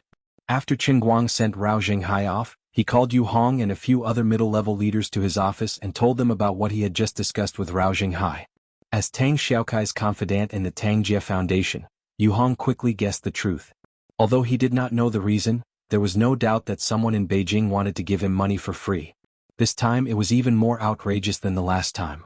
The Tang Jia Fund had paid for the bill the last time, but this time the Rising Sea Insurance Company, which was in charge of paying the bill, had directly increased the amount by nearly 10 times. Is our Mr. Qin the descendant of the previous emperor? Is this a recruitment fee? This is ridiculous. However, Yu Hong did not find it strange that Qingguang did not immediately agree to Rising Sea's Mr. Rao's request. There must be some reasons that people of his level did not have the right to know. However, Fang Tianyu, Lu Xiaoyang, and Su Li were completely dumbfounded. Rao Jinghai, who was giving the money, might not be fully awake and was sleepwalking. Or perhaps there was something wrong with his brain. However, our Mr. Qin is not inferior to Mr. Rao at all. They're on par with each other. Mr. Qin, you can't do that. I don't understand. Fang Tianyu was dumbfounded. Lu Xiaoyang nearly jumped up. Mr. Qin, I know I shouldn't say much about this, but I still don't understand. Rising Sea only wants 5% of the shares, but they're giving 1 billion in cash. If this is true, there's no reason for them to reject it. Su Li said from his professional point of view, although our company's financial situation is very good now, and there are no signs of needing financing in the short term, it's never a bad thing to have more money. Plus it's 1 billion. Oh my god. Su Li, who usually did not speak nonsense, could not help but add, oh my god, this time. Although he looked calm on the surface, he could not hide his emotions. Qingguang had wanted to ask for their opinions, but seeing this, he knew that there was no need for him to say anything. They could not give the answer they wanted. In fact, they could not even understand the hesitation in their hearts. I should have asked someone else. They did not know that he was once the director of the General Bureau and could not consider the whole picture. Forget it, don't worry about this first. How's the discussion for the play going? Qingguang had a general understanding of the live broadcast of the play and the sponsorship. The live broadcast was still bamboo, but the live broadcast on TV had become the Mango channel that he used to dislike. On account of their high price and willingness to pay, since the contract had already been signed, he would forget about it this time. The sponsorship was not as good as he had imagined. He only managed to get a total of 2 companies which did not even add up to 10 million. On one hand, it was not convenient to insert advertisements in the live broadcast of the play. On the other hand, the frequency of his activities was a little too high. The bosses were almost out of money. Now that his net worth had reached a certain level, sometimes he would rather not accept the offer than to lower the price easily. In layman's terms, lowering the price would harm his status, which was not beneficial to his long-term profits. Sitting in the car, Qingguang racked his brains. Who should he talk to about this? He also wanted Rao Jinghai's money. That was 1 billion. He had no qualms about taking it. However, he also felt uncomfortable. He always felt that the value of his company in the future might not only stop at the level of 20 billion yuan. In this way, it was still possible that Rao Jinghai and his Rising Sea Insurance Company would make money, so he was not very happy. He could not help but complain in his heart, these old men are so unreasonable. If they want to give me money, they can just give me money. Why do they have to target my shares? Although 5% was not much, no matter how small a mosquito's leg was, it was still meat. In the future, the mosquito would mutate and become a huge steak. Moreover, once he took the money, it meant that he had accepted their goodwill, and he would be tied to these people again. He was really quite annoying. However, it seemed like as long as Xan Qin and Wu Miaoan were still in the Guangdong General Administration, he would not be able to escape as the retired general director. No matter how resolute he sounded, if the two little Lolas were in trouble, could he not care less? It seemed like it did not matter whether he took the money or not. Unknowingly, as his thoughts ran wild, he thought of a rather reliable candidate. She was an expert, knew the ways of doing business and knew his special identity. Most importantly, he had not seen her for some time and he missed her from time to time. Yes, the candidate was Lu Fei. As soon as he called, he was elated. What a coincidence. Lu Fei had just returned from the neighboring Wutua town yesterday, and she was about to look for him. After meeting Lu Fei at a cafe, Qin Guang went out excitedly. When he arrived at the private room, Lu Fei was already waiting for him inside. I saw that you usually drink tea, so I didn't order coffee for you. When I just came over, I brought a packet of Longjing tea from my father's friend. You can drink it yourself. Qin Guang took the tea box from Lu Fei, carefully grabbed a small handful from inside, and threw it into the Tongtian Holy Grail. Then he happily made a pot of water. His nose was full of the fresh and tranquil tea fragrance. Longjing tea is such a good thing. What do you mean by drink it yourself? I even drink Humao Feng tea. Didn't you just call to ask me something? Say it. Lu Fei took a sip of coffee, rested her chin on her elbow, and looked at Qin Guang with her head tilted. Qin Guang was not the same as the people in her circle. Just like this Longjing tea, it was a good thing, but she would never take it out of her house for others to drink. Other people might have their own channels to get it, but they would never be like Qin Guang. He was clearly worth hundreds of millions and had a high position of power, but he still looked so precious and happy. Lu Fei felt that Qin Guang was not pretending to be happy to please her, but he was really happy. As for others, even Zhong Bai and Wang Qin, who had a particularly good relationship with each other, would never be happy for such a small thing. They were used to that kind of extravagant life. Even if they also showed such cheerful expressions, it was most likely to be to make her happy. Lu Fei felt that Qin Guang was particularly real, but at the same time, particularly mysterious. His driving skills were the first thing that attracted her, but after knowing him for a long time, Lu Fei found that Qin Guang seemed to be omnipotent. Later, she learned that he was a living magician in his previous life. His entire body was filled with a sense of mystery and indescribable charm. But the rarest thing about him was that no matter how his status changed, he maintained a rare heart. You wouldn't be able to find such a man even if you searched for a lantern. Why are you distracted? I'm done. Qin Guang patted her on the shoulder. Lu Fei came back to her senses, ran her fingers through her hair in embarrassment, and grinned. I'm sorry, I was fascinated by you. Qin Guang, I'll give you 118 points for this reason of being in a daze. The full score is 100 points, and the extra 18 points will be divided into 3 sixes. He repeated it to Lu Fei again. This time Lu Fei listened carefully. She was not in a hurry to answer Qin Guang, but used her fingers to play with the spoon in the coffee cup. Qin Guang did not rush her and blew on his tea. 5 minutes passed. 10 minutes passed. 15 minutes, okay, almost. Lu Fei suddenly looked up at Qin Guang. I'll take it. Qin Guang nodded. Okay. Chapter 944. You're not even going to ask me why? You definitely won't harm me. I can't make a decision. You know better than me. If you think it's time to take it, then take it. So infuriating. I've just come up with a whole bunch of reasons to convince you. Qin Guang snappily said, since I'm here to ask for your opinion, you help me decide. Why do you need to convince me?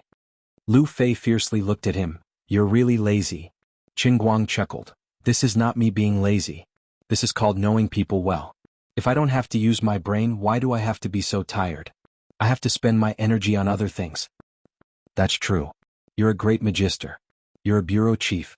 Oh, you're no longer one now. Don't you want to know why I suggested you take it? Also, there's actually another way to take it. Say it. Qin Guang didn't want to dampen her enthusiasm. Well, first of all, you also want this money, right?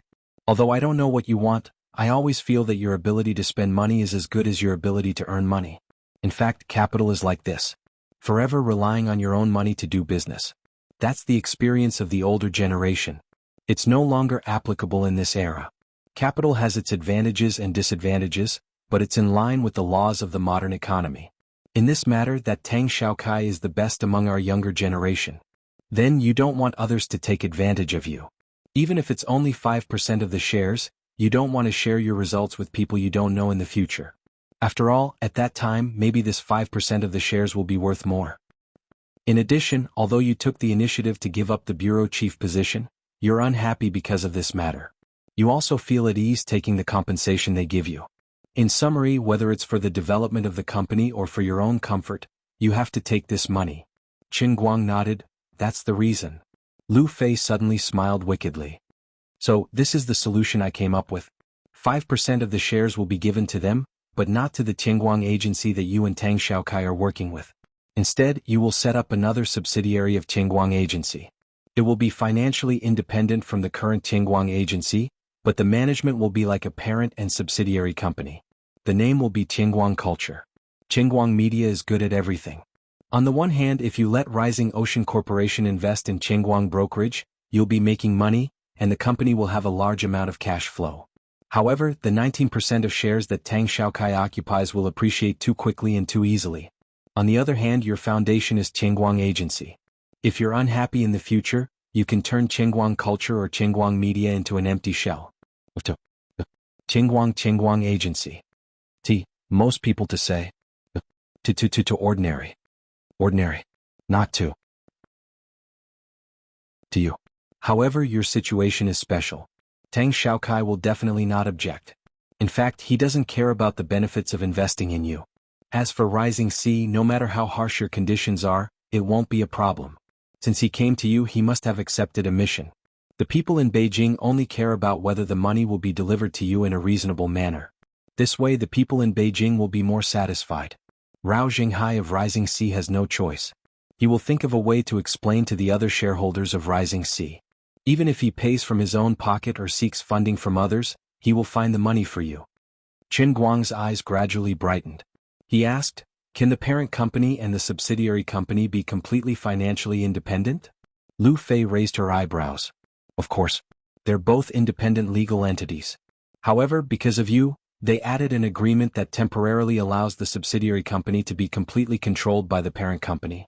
Actually, they're two relatively independent entities.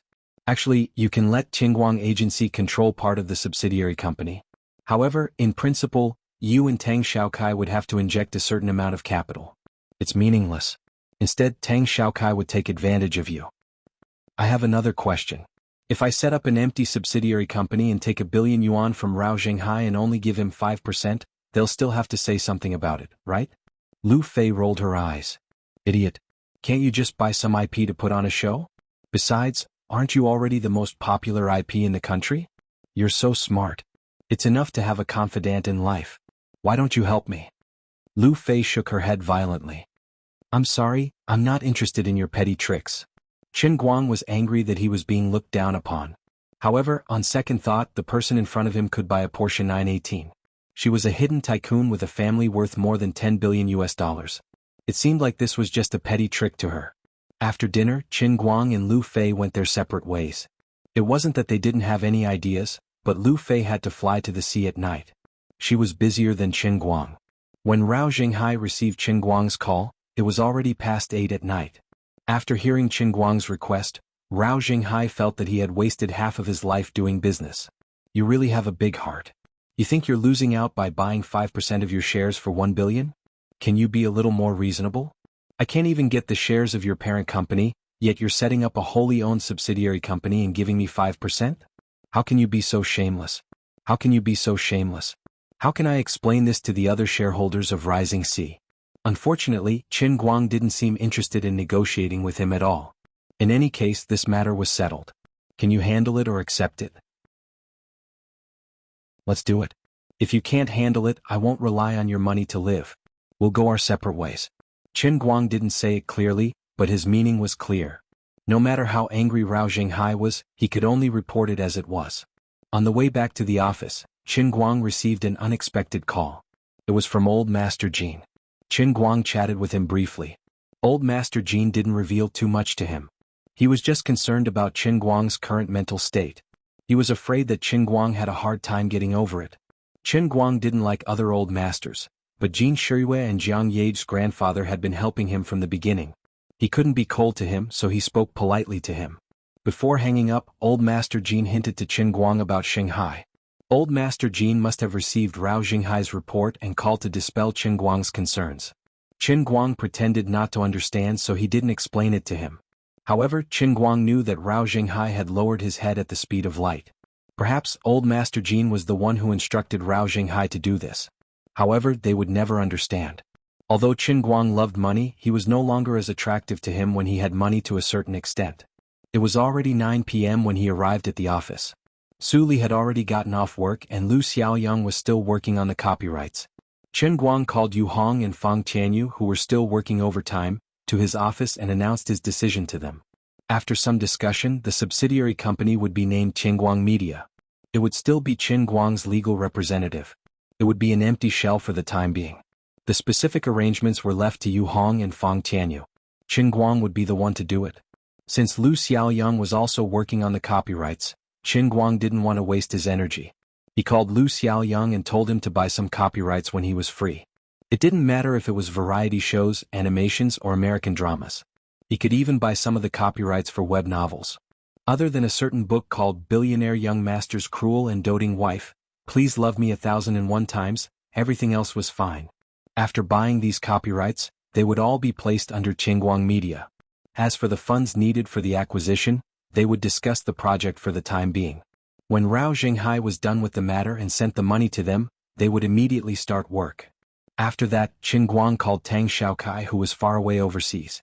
Actually, he didn't need to specifically communicate with Tang Xiaokai about this. However, Tang Xiaokai had given him money and people in the early stages of his business. He was very kind.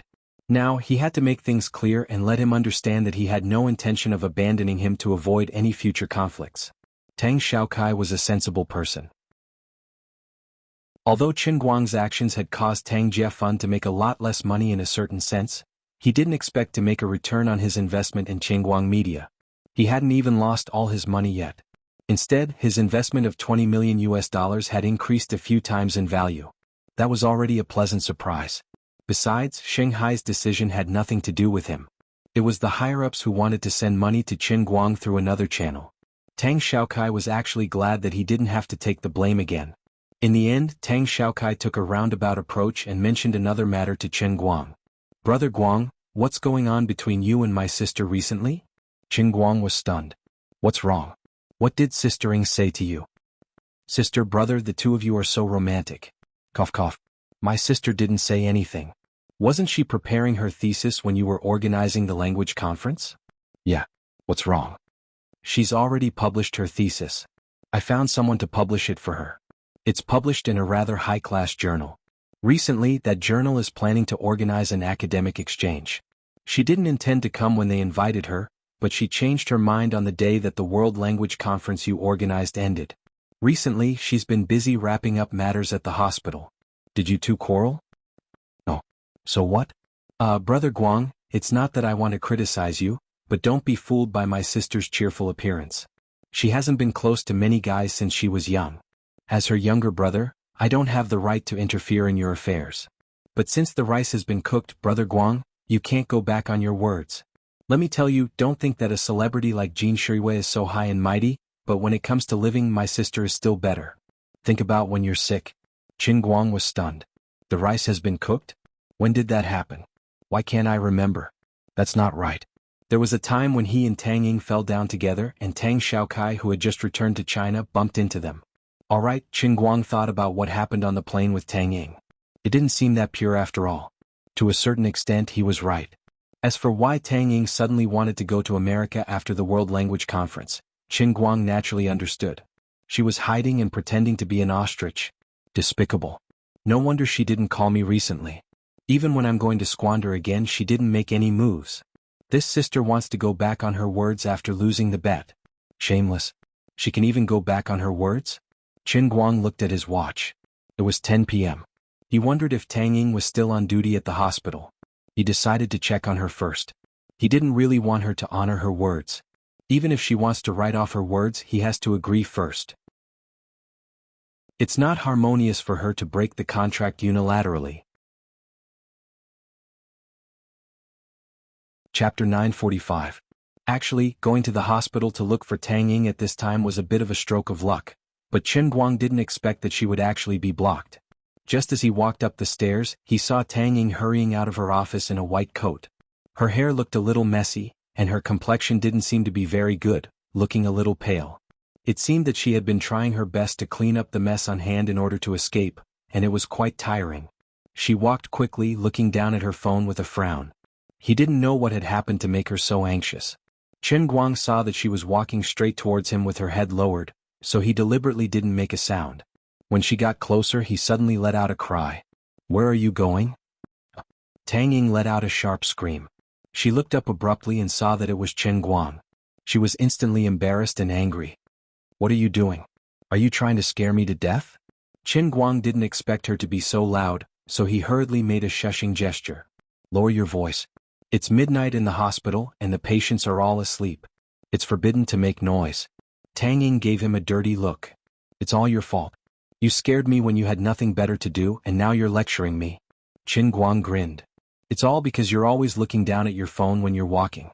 People like you are the type of people who keep their heads down on the internet." Tang Ying tugged at his shirt. "Go away. Don't you know?" Chen Guang was stunned. "Don't know what? You really don't know? I thought you came because of Miss Tong. What's wrong with her? Why didn't she tell you when something happened to her?" Tang Ying said as she pulled Chen Guang to the emergency department of the inpatient department. Chen Guang followed behind, confused. He subconsciously thought that something might have happened to Wu Tong. What's going on? He was a little anxious. He knew that Wu Tong had come back to be the bureau chief. Previously, because he had to solve the problem of the internal force martial artist, he did not want to involve her, a police chief who was between an ordinary person and a related person. Therefore, when he had nothing to do, he deliberately did not contact Wu Tong to avoid arousing suspicion. Otherwise, with her overflowing sense of justice and sometimes reckless behavior, coupled with her little bit of power and connections to inquire about relevant matters, it would be troublesome if she were to follow them. Ever since the last time Chen Guang held a piano performance in Beijing, Wu Tong led a team to provide security for him. The two of them hadn't seen each other for a long time, and they rarely even called each other. Wu Tong was well aware of this. She was helpless, but there was nothing she could do. Ever since Chen Guang became the director of the Guangding General Administration, she had also inquired about a lot of information from Wu Shan. Gradually, Wu Shan told her that what Chen Guang was facing now was beyond the level of his qualifications as the head of the department. Things had become unimaginably troublesome. If ordinary people were to get involved, on the one hand they might encounter unimaginable dangers. On the other hand, it would also become a breakthrough point for others to threaten Chen Guang. It was precisely because she knew these things that Wu Tong deliberately kept a distance from Chen Guang on the surface. When she returned to Wujing to be the director, she simply told Chen Guang that she was back. It wasn't because she was afraid of danger. After all, being a police officer wasn't a safe job.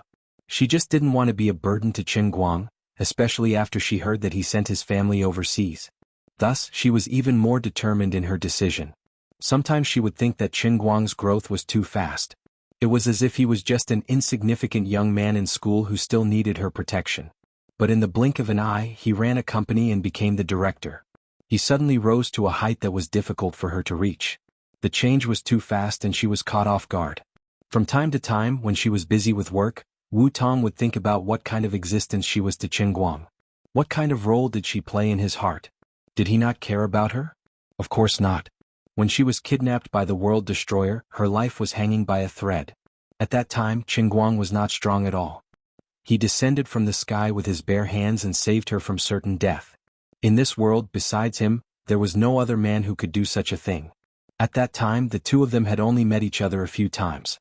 They were just friends who got along well with each other. There was even a small conflict between them. Although they claimed to be sister and brother, they were not related by blood. Wu Tong even put herself in Chen Guang's shoes. When faced with such a choice, she was afraid that she would not be as brave and fearless as he was. Therefore, he definitely cared about her. But in the end, no one was perfect. This bad brother of hers also had the bad habits that his peers should have. His heart was always wandering. Fortunately, she did not expect anything. She was older than him by 5 years. It was good that they maintained their current relationship and there was no pressure on them. Wu Tong actually vaguely knew about the destruction of the Shadow Alliance. She also knew about Chen Guang's recent movements and also knew about his resignation. These were all news that she heard from Wuxian, who was close to the higher-ups and was the representative of the younger generation. Until now, Wu Tong had not taken the initiative to contact Qin Guang. On one hand, it was because she was busy with work. On the other hand, she knew that Qin Guang had a lot of things to do. But most importantly, she wanted to see when this heartless brat would think of her. Ever since she found out that Qin Guang had resigned, she had been counting the time every day. If this guy didn't call in another 3 days and insisted on contacting him, then he would be dead. In the end, she was unlucky. Originally, ever since she became the bureau chief, whether it was the people in the bureau or her father, Wuxian, they were determined not to give her the opportunity to personally go to work. In order to find a chance to rush to the front line, Wu Tong had recently stopped driving to and from work. Instead, she took the subway. Even if she could only catch a thief, it would be enough to satisfy her craving. Today she bumped into one and was immediately overjoyed. Usually with her skills, it was too easy to deal with a thief. But today that guy seemed to be on steroids. After she found him at the subway station, he turned around and ran extremely fast. Even with Wu Tong's top-notch stamina among the male students in Shun's special training camp, she almost couldn't catch up. Later, when she was about to catch up, that guy turned around and threw the large-screen smartphone he had just stolen at her. Why did he emphasize the large screen? It was because the phone really hurt when it hit her shoulder. But after that guy threw the phone like a cannonball, he strangely fell to the ground, foaming at the mouth and twitching. Wu Tong still managed to handcuff him with one hand. She turned around and saw that the phone that hit her shoulder was completely deformed on the ground. Her collarbone was swollen and painful. Her collarbone was actually broken by the phone that was thrown at her so close. Wu Tong was extremely shocked. She was not an ordinary person. She was well-trained and proficient in fighting. Her bones were far harder than ordinary people. And who could easily break a person's collarbone with a phone? Who could throw a phone like a cannonball with so much force? You're not Qin Guang. Wu Tong struggled to call her colleagues in the bureau to send this guy to the hospital with her. But on the way to the hospital, that guy woke up and seemed to be fine. On the way, she actually wanted to call Qin Guang and tell him that she was injured today. But she finally endured it. Since she said that she would endure it, she couldn't easily admit defeat. Do you know? Your big sis is injured. Although I don't know why she didn't tell you about it, when you see her later, you can't tell her that you came to see me. No matter how you lie, you have to say that you found out about it and came to see her. Just treat it as a way to make her happy. Tang Ying led the way in front while whispering to Qin Guang. Qin Guang nodded. Yeah, I know. I'd like to see what kind of thief was able to break Sister Wu Tong's bones. Vaguely, he suddenly realized that Tang Ying's decision to run away might not be because she wanted to renege on the bet. But he didn't say it out loud. It was meaningless. History had taught him that it was useless to overthink things. As the saying goes, the boat will cross the bridge when it comes to it. That was the right path in life. The two walked side by side into the emergency surgery consultation room. Wu Tong, who was lying on the bed with a pale face, frowned and deep in thought, suddenly turned to look at the two of them. Her face suddenly blossomed into a smile. Why are you here? Tang Ying secretly rolled her eyes. She knew it would turn out like this. The two of them had obviously come in together, but this guy who only cared about the opposite sex completely ignored her. Qin Guang hesitated for a moment. Actually, he didn't want to lie.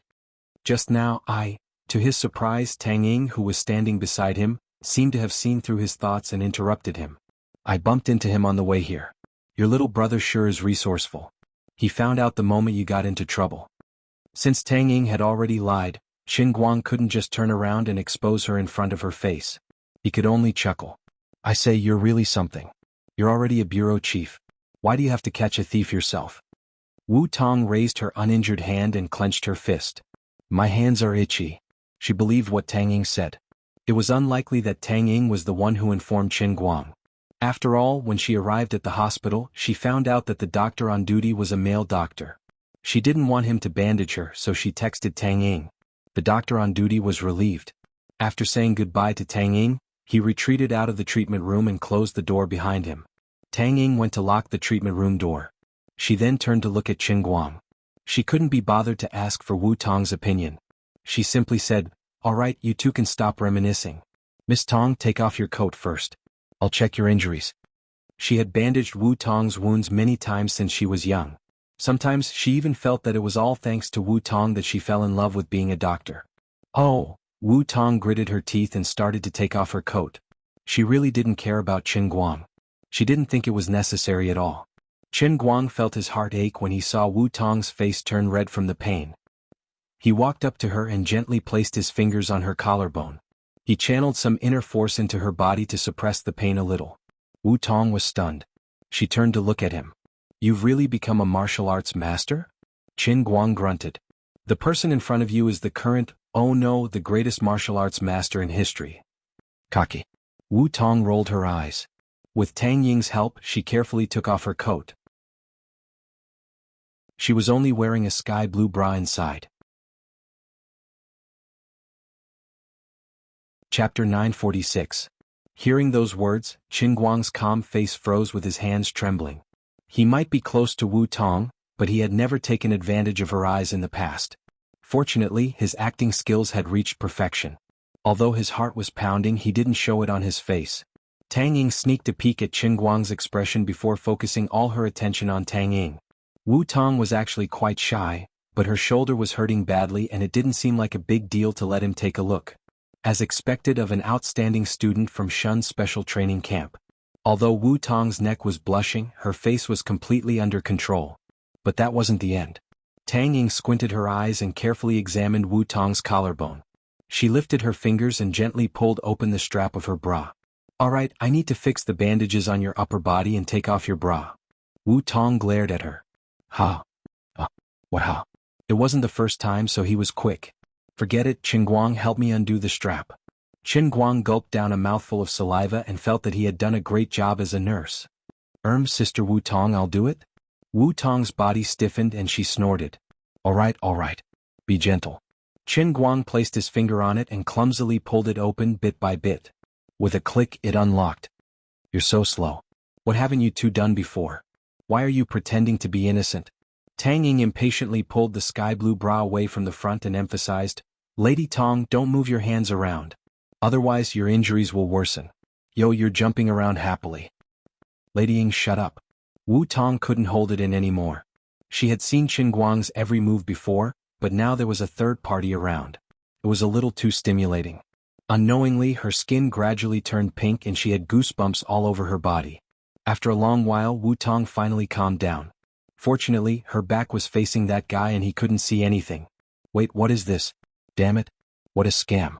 Wu Tong raised her head and looked at the mirror in front of her, as well as Chen Guang's shifty eyes that were staring at her chest through the mirror. "I'm done for, I've been seen naked. Forget it, I'll just watch. I won't lose any meat anyway." Chen Guang's eyes widened.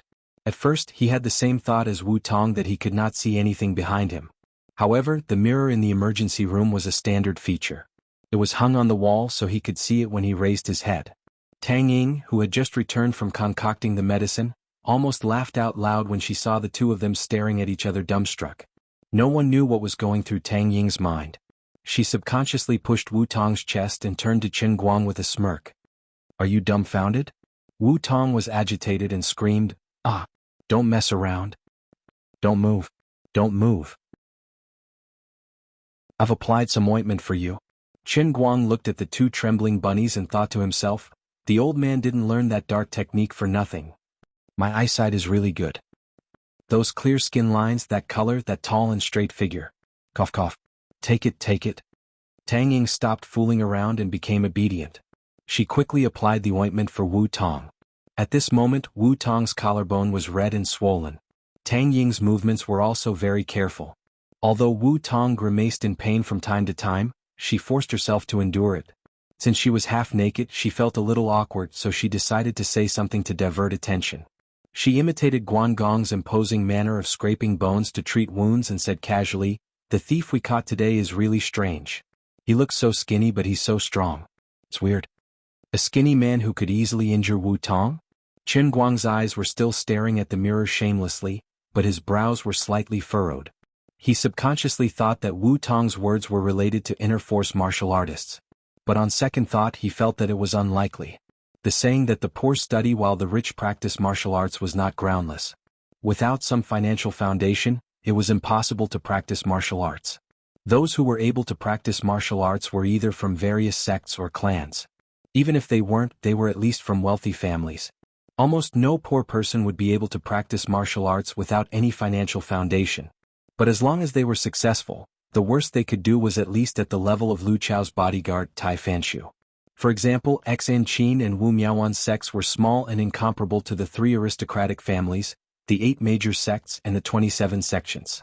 They belonged to the 4th tier of sects in Jianghu, but they never had to worry about money. It was impossible for someone who had to sneak around on the subway to possess inner force. At present, almost all inner force martial artists had been registered in the headquarters, so there were very few who were wandering outside. Most of them were senior experts who had been living in seclusion for years, so it was even more impossible for them to be thieves. Qin Guang couldn't help but be curious. What kind of person was he? He asked, "Where is he now?" Wu Tong said, "He went to the hospital for a simple examination and found that there was nothing wrong with him. He has been sent to the detention center." "Then I'll go meet him and see what kind of person he is." "Save it. You've already caught him. Are you going to beat him up? Wouldn't that be lynching?" "Don't worry. Stealing and assaulting a police officer are enough to make him suffer. You'd better not interfere with my work. With your bad temper you can make small things into big things." Wu Tong immediately rejected Qin Guang's proposal. Seeing that she insisted, Qin Guang didn't say anything else. He secretly laughed at himself. He had just thrown away the title of the director of the Guangdong headquarters, but he still hadn't completely adjusted his mentality. He was subconsciously worried about the country and the people. Letting out a sigh, Qin Guang replied, "All right, I'll listen to you. But you have to be careful. It's easy for you to make enemies out of your position, so you have to tell me if anything happens. I'm not bragging, but I'm really powerful now. I can fight 100 people in minutes." Okay. Don't worry. I won't be stubborn." On the other side, Tang Ying deftly fixed Wu Tong's bandages and splints. Then she clapped her hands. "Done. You're also an old patient. You know you have to move your hands less. Eat more vegetables, eggs, and meat. I won't emphasize it to you. Come to me tomorrow and the day after, I'll change your dressing." Although her real profession wasn't orthopedics, her skills were extremely high. The triangular bandages were quite exquisite. Next to her, Qin Guang asked, "I don't need to be hospitalized?" He pretended to ask as he continued to glance at the mirror. "Sigh, there's nothing to see." Her upper body was tightly bound by bandages and splints. Her upper body was tightly wrapped and airtight. Wu Tong waved her hand indifferently. "Why would I need to be hospitalized for such a small injury? I'll be fine in a few days." She wasn't being stubborn. When she was studying and training in the police academy, she had fallen from a platform several meters high. Her fall was much worse than this one, but it didn't take long for her to recover. Her bone healing ability was far stronger than the average person's. This was probably the real secret behind her strong close combat ability despite being a woman. It was a natural gift. Qin Guang turned to look at Tang Ying. He seemed to want to say something, but in the end he didn't bring it up. Instead he said to Wu Tong, "You can't drive now. Why don't I send you home?" Wu Tong nodded. "Okay, then we'll go back now. Missing, can you help me put on my clothes?" As she said that, she slightly tugged at the bandages under her chest. "Missing, you're too tight. Are you trying to flatten me?" "Shut up. Your bones are fractured. If you don't fix them tighter, you'll move around and injure yourself." Tang Ying couldn't be bothered to talk to her. Just as she put on her coat, Wu Tong's phone rang again. She picked it up and chatted for a while before hanging up. She looked at Qin Guang dejectedly. "I forget it.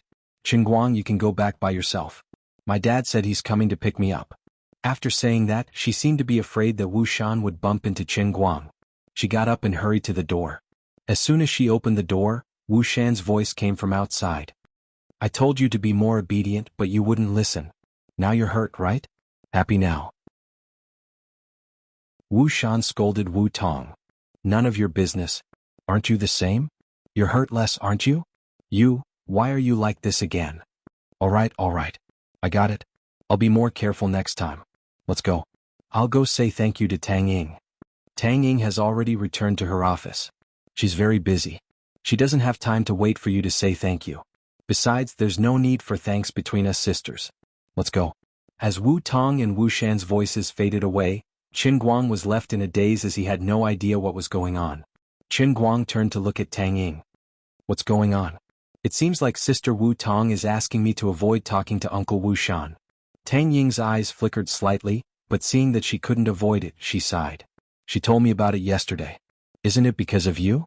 What's wrong? You used to work in a very special department, right?" Qin Guang nodded.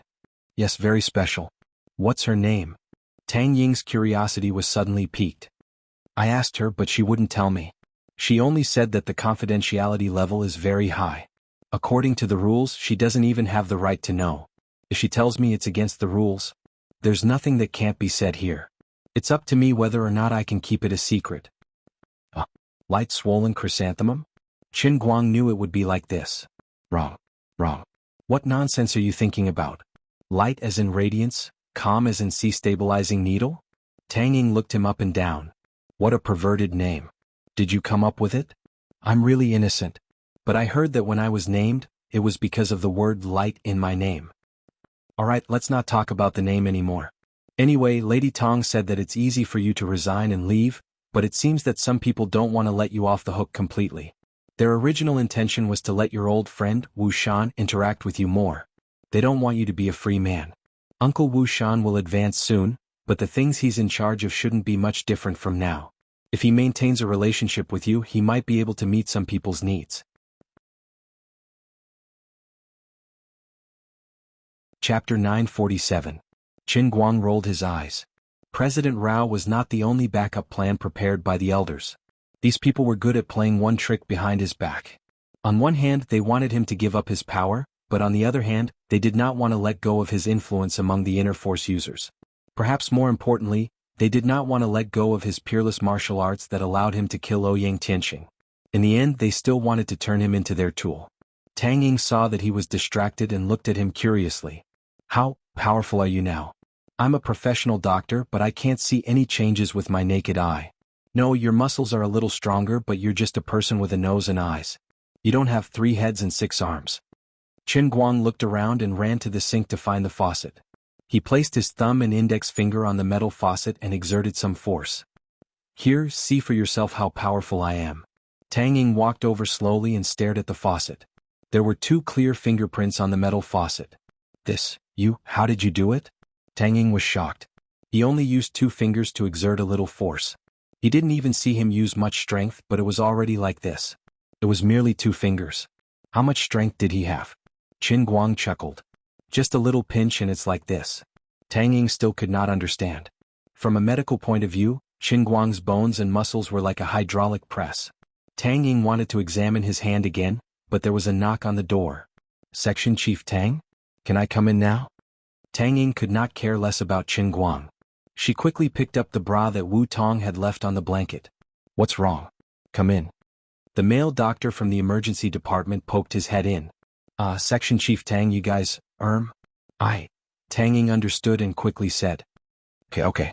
We'll go now. When the man turned and left, Tang Ying grabbed the sky blue bra on the bed and stuffed it into Qin Guang's hand. Take it. Qin Guang took it in his hand. He could still feel the warmth of her body through his fingers. What? Take care of your sister's things for her. I'm so busy right now that I don't have time to send them back to her. Whether you want to keep them for yourself or send them back to her, that's up to you. Sister Tang Ying, I still need a pair of lace underwear. Scram. The 2 walked out of the emergency room. Tang Ying then said, Forget it, I won't ask you any more. If there's nothing else, I'll go back to my shift. When she said this, Qin Guang felt that her eyes were slightly evasive. It was obvious that she had remembered the bet and was pretending not to know. She really wanted to go back on her word.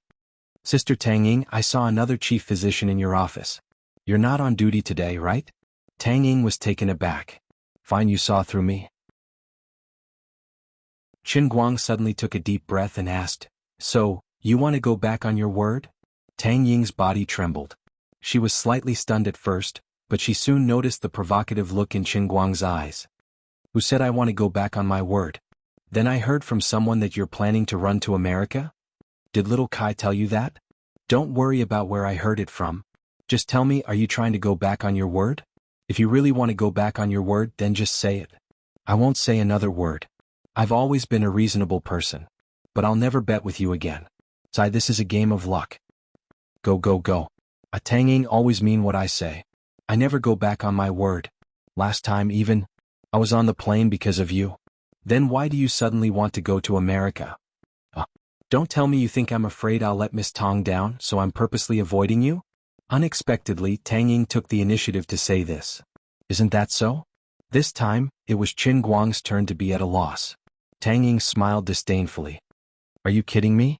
If I really thought that way, I would have ignored you a long time ago. I know your sister Wu Tong's thoughts better than anyone else. I can guarantee you that she doesn't mind at all.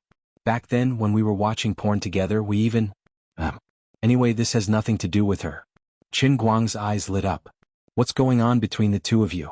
Get lost. Are you going to listen to my explanation? Listen. Tang Ying composed herself and sighed. To tell you the truth, I've been back in China for more than half a year. I've met many patients and finished my thesis. But recently, I've encountered some unpleasant issues when publishing my thesis. I had to ask little Kai for help to resolve them. Let's not talk about these trivial matters. Anyway, I'm a little disappointed with the state of research in China. I feel that staying in the hospital is a little boring. I plan to take this opportunity to visit my alma mater. If it's possible, I'd like Morelands and Gokyo University's medical department to jointly set up a research institute. I'm just going to switch from clinical to scientific research. If I'm just going to be a clinical doctor for the rest of my life, I won't be able to save many people. Only by switching to scientific research and making some achievements in academia can I realize my ambition. In the past half a year, I've pretty much figured out the situation in China. It's time to take the next step. Nobel Prize in Medicine? Qin Guang narrowed his eyes and looked at her. He had intended to tease her, but unexpectedly Tang Ying raised her eyebrows. That's right. This is my lifelong pursuit. For this, I can stay single for the rest of my life, just like your sister Wu Tong, who swore to catch all the criminals in the world.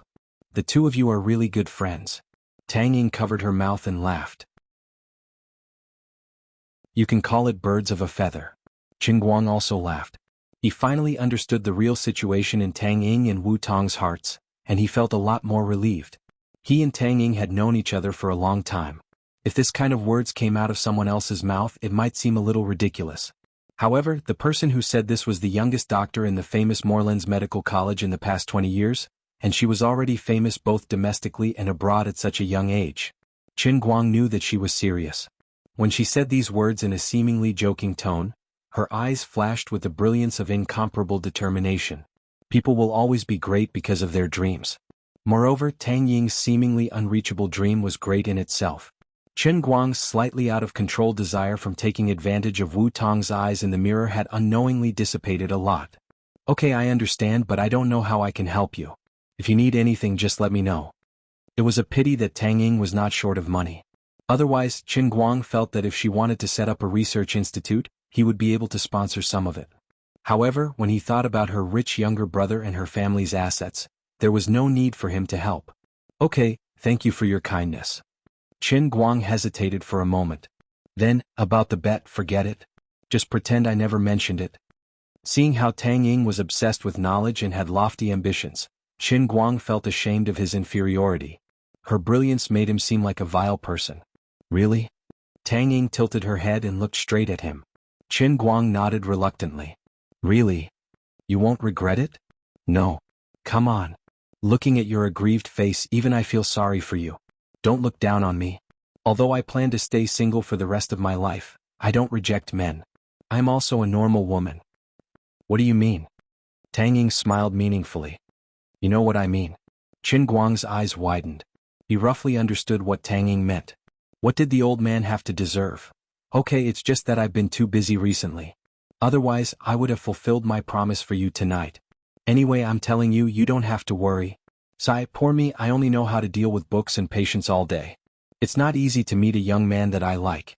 You're not bad, and a lot of things have happened with you on and off. What's that saying again? Boiling a frog in warm water. Yes, I don't know if you're a frog or warm water. Anyway, we'll get to know each other sooner or later, at least until I meet a man who is more reliable and interesting than you. Do you have confidence in yourself? Qin Guang really didn't know how to answer her. It didn't seem right to say that he had confidence in himself. It was strange for her to talk about such improper things with a straight face. But if he said that he wasn't confident, he would feel uncomfortable. As the two chatted, they unknowingly returned to Tang Ying's dormitory. Her roommate, the female doctor, was not around tonight. Qin Guang sat down and took a sip of the cold tea. You're not going to the on-call room? I'll go later. I need to take a break. By the way, if we can really set up a research institute, won't you be a professor at my school? Tang Ying nodded. That's right. Say hello to your teacher. Go, go, go. You want to be the director of the research institute? Wow, that's amazing. Sigh, it's a pity that I don't know how I can help you. I only have money now, but you don't lack it. Qin Guang brought up the past again and sighed. At this moment he really didn't have any other thoughts in his mind. Unexpectedly, after listening to his words, Tang Ying's eyes gradually brightened as she looked at him. Qin Guang felt goosebumps under her gaze. What are you thinking about? Tang Ying suddenly straightened up and approached him. You really want to help me? Other than that kind of thing? Qin Guang nodded blankly. Of course, don't think that I only have that one function. That's right. In my eyes you have other functions. What are you trying to say? I also know that there are some talented people in this world who can practice a kind of qigong called internal force. You said that you're already the first in history. You're not bragging, are you? Qin Guang nodded. I'm not bragging. I'm telling the truth. Then does this mean that your talent in practicing internal force is countless times greater than that of ordinary people? Qin Guang nodded shamelessly. That's right. My talent is extraordinary. It's rare to see one in 1,000 years. You've shown me your ability in that area before. You even broke the wooden plank. I also know that you participated in the arm wrestling competition in Detroit. Just now you used 2 fingers to flatten the iron pipe. I didn't deliberately think about it before, but now I want to know. How is it that your hand doesn't look particularly strong, but it can completely suppress those monstrous men in arm wrestling? Why is the strength in your hand so great? Qin Guang gradually began to panic. So, be my lab rat. Your body must be different from an ordinary person's. I even suspect that compared to ordinary people, you're superior from the genetic level. If you really want to help me, let me study you. The more Tang Ying spoke, the brighter the light in her eyes became. Step by step, she approached Qin Guang, forcing him to retreat into a corner. Her eyes were like those of a hungry wolf that had spotted its prey. They were even brighter than the LED lights on the roof. You want to slice me up? Qin Guang swallowed his saliva, his intestines turning green with regret. Chapter 948. His brain must have short-circuited. How could he not have thought of this? Perhaps there were at least tens of millions of people who wanted to study him. The number of people in official scientific research institutions could probably form a line from the East Gate to the West Gate of the 5 capitals. It was only because of his identity in the past as well as the tragedy of Su Lijing, who had a high position in the academic world, and perhaps some old man's obstruction, that such a thing had not happened to him so far. But Tang Ying was different. The most important thing was that they were very familiar with each other, and their relationship was not ordinary. Others did not dare to mention it, but she could. If someone else came to mention it, he could simply kick them away, but he could not do this to Tang Ying. She might have thought of this briefly in the past, but at that time she was still focused on clinical work and did not think of changing to scientific research. On the other hand, she did not expose this matter, and she did not show too much of an unusual side. Now she had finally discovered it. She had also reacted. Not only was she stronger than ordinary people, but she was also stronger than the internal force martial artists who were already beyond ordinary people. This was terrible. She did not know how to make friends. What nonsense are you thinking about? How could I bear to cut you up? It's not like I'm a fool to do such a thing. Then what do you want? Just give me a sample of your body regularly. Stab me every once in a while? Do you have to be so hardcore? Nonsense. Some things are more convenient to extract genes than muscles. It's not that uncomfortable, and it will be over with a close eye. Don't say it so lightly, right? With my many years of experience, even if I can only decipher the mystery of your genes that are superior to ordinary people's, it is enough to let human evolution to a new level. I even feel that you represent another stage in the evolution of mankind. Admit it, didn't you already know? I remember you once told me about God. You already had this feeling at that time, right? But from a scientific perspective, the so-called God actually refers to another type of person who is more powerful than ordinary people, like our country's legendary figures like Fuxi, Xianyuan, and Qiyu. You don't seem to care about what I think at all. The more Qin Guang listened, the more shocked he became. At this moment, Tang Ying reminded him of another person who had died but was still alive, Nikisi Taipel.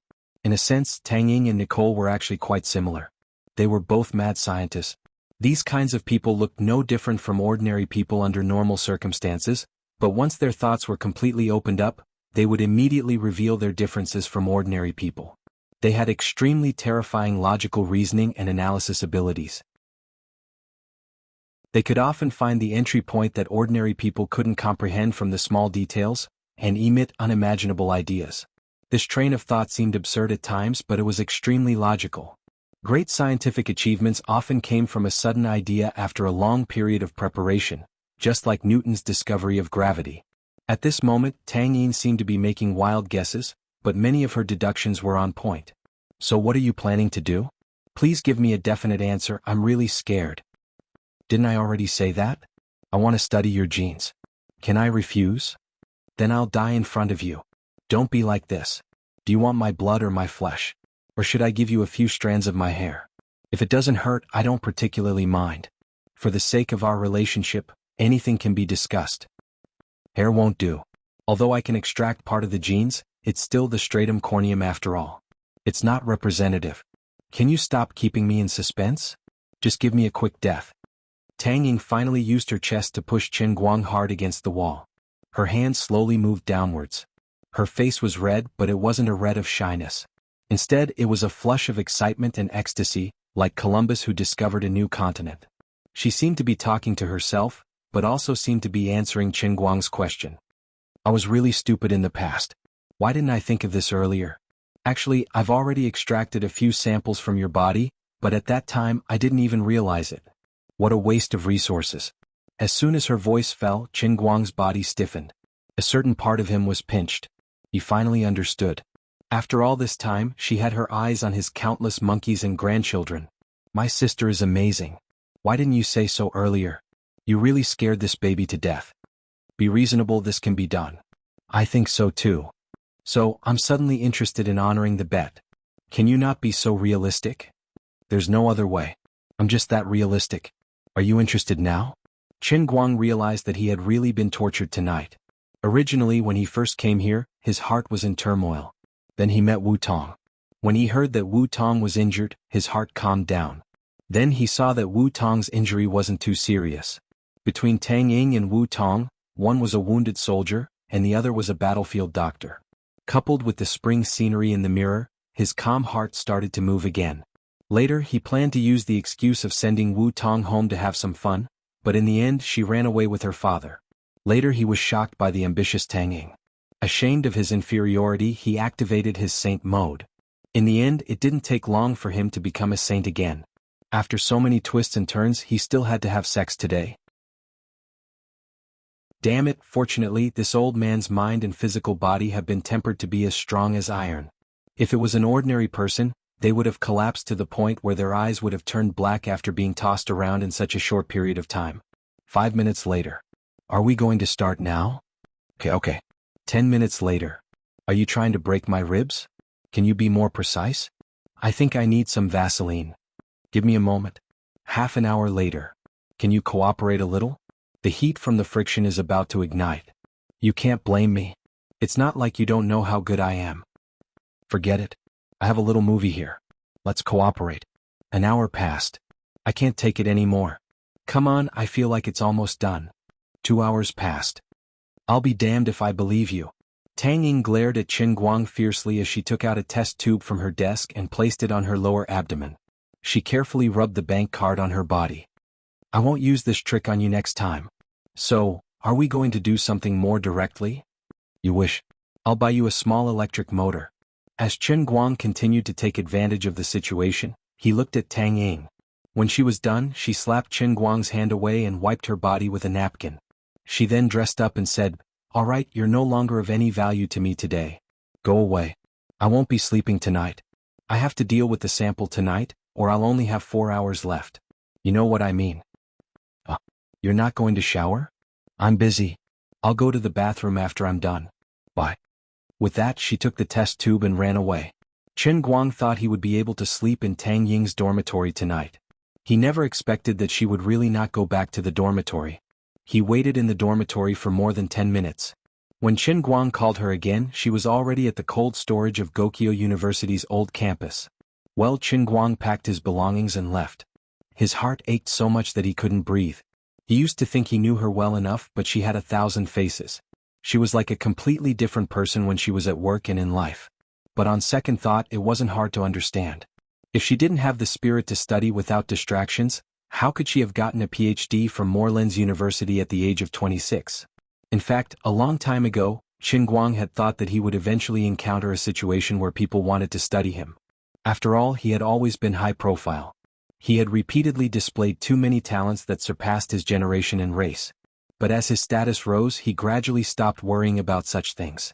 As long as he was unwilling, no one in this world could force him, not even the emperor himself. But he didn't expect that a thief in the house would be hard to guard against. Sister Tang Ying, who was on his side, was actually a mad scientist deep down. Moreover, her specialty matched his. Perhaps this was fate. From the first time he picked her up outside a bar when he was still on the internet, this day was destined. Forget it, let her study him. Anyway, he didn't suffer too much. Even if she really cracked some of the mysteries at the genetic level of his body, it was in fact the most basic body function among the countless skills and abilities provided by the heavenly Holy Grail. This didn't affect him being ahead of the human race in the times. It was an honor to be the cornerstone for her to realize her dream. Perhaps, years later, because of his great and generous contribution, mankind would truly achieve a leap in evolution and march out of Earth and into the universe. As the greatest lab rat in history, he would also leave a deep mark in the history of mankind together with Tang Ying. He would certainly be remembered by history and engraved on a monument. This might become the greatest sperm donation in human history. Sitting in the phaeton, Qin Guang's face was shining with the same brilliance as Tang Ying's. I'm really great. Ahem. In the next few days, Qin Guang didn't run around anymore. Instead, he was a good student at school for a few days. In between, he visited Wu Tong. In the end, the elder sister had only been lying at home for less than 2 days before she was brought to her director's office. Because something had happened and it was a big deal. She was a little anxious. The thief she caught the day before yesterday had stopped breathing without any warning in the detention center. Although the whole process of the case had been recorded, which was enough to prove the innocence of the branch office, there was still some negative impact after all. Wu Tong also felt very innocent. During the whole process, she didn't even punch the thief once. During the examination at the hospital, there was no abnormality in the thief's body. When he was detained, he was also served well and there was no violation of any rules.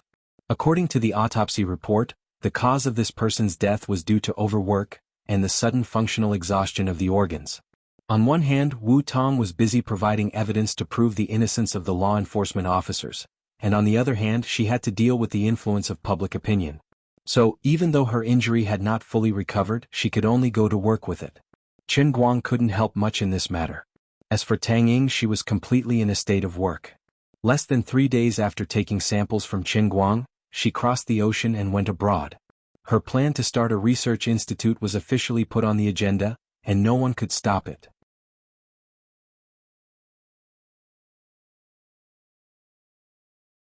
He sat on the balcony of a 28-story building and watched Qin Guang's live stream in the World Arm Wrestling competition.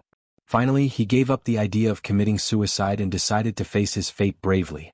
The heavy debts he had on him were just like those huge men defeated by the thin Qin Guang. Although they looked strong, they were not invincible. There were actually quite a number of such people. Although many people were unwilling to admit it, Qin Guang had been using his seemingly absurd but actually surpassing absurd challenges to change the world bit by bit.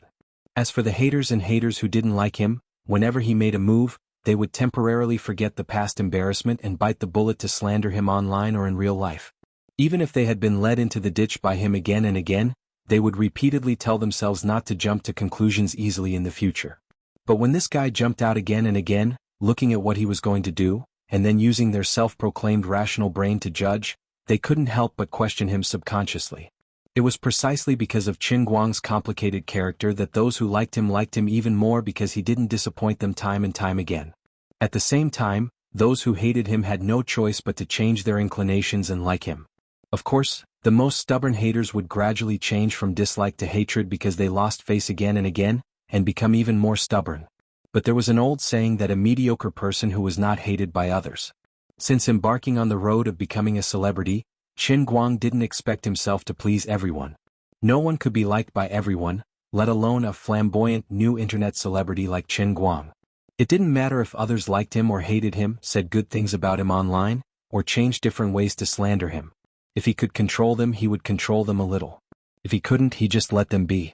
Anyway, it was all about popularity. Being controversial was a torture and test for ordinary people, But for him, who had long been trained to have a big heart and strong nerves, it could save him a lot of investment in publicity. Because of this, although there wasn't much investment in publicity for this play, it still caused quite a stir. In particular, some rumors came from some places which made this matter even more mysterious. It was said that the male lead, Qin Guang, hadn't been seen in several rehearsals. Instead, the young director Yang Shi had rehearsed in place of him. When the other leading actors raised doubts, Yang Shi, who had a good reputation in the industry, not only didn't grab his male lead back, but he also told the others not to ask too much and not to worry needlessly. No one knew how much money Yang Shi had received from Qin Guang. He actually didn't care about his face and reputation. It was estimated that he could at least buy a suite in Yanjing Second Ring Road. If you, Qin Guang, are really busy, then we can just forget about it. But it was said that during this time, he actually didn't care about the play and stayed in school like an ordinary student. Moreover, someone found the printed script that Yang Shi had prepared for Qin Guang in his office. This meant that the male lead hadn't even read the script from beginning to end. Yes, you invited us to perform in the play, and the remuneration is almost 5 times the market price. It's so high that it's impossible to refuse. But all the other professional actors and main producers are working hard to rehearse, and you, an unconventional male lead, actually don't care about it and become a student? You're messing with us. Of course, although almost all the main actors were dissatisfied, the remuneration was high, and the breach of contract was also high. They couldn't bear the cost of breaking the contract easily. Secondly, although Qin Guang was only a newcomer in the entertainment industry, some channels, both overt and covert, showed that he had power and influence beyond ordinary people's imagination. Although many people had the idea of refusing to perform, in the end they endured it. Forget it, a lifetime of fame will be ruined this time. I'll just treat it as accompanying the prince to study. I'll just play with him. Don't other professional singers sing on stage with President Chang from the Qinda group from time to time? Although this matter was a bit disgusting, it was over with a pinch. But in the end there were still people who were dissatisfied. Although they didn't show it on the surface, they couldn't help but say it secretly outside. In fact, Yang Shi was also quite helpless. Although he knew Qin Guang's ability, he also felt that not reading the script from beginning to end was a bit strange. In private he had told Qin Guang many times, but Qin Guang just didn't listen. He was determined not to cooperate, and he even said, "Don't panic, the sky won't fall, even if it does, I'll be able to hold it for you." In the end, Yang Shi seemed to have no way to deal with this person, and could only let him do as he pleased. He also knew that the rumors that were spreading outside were actually spread by the internal staff of the production team.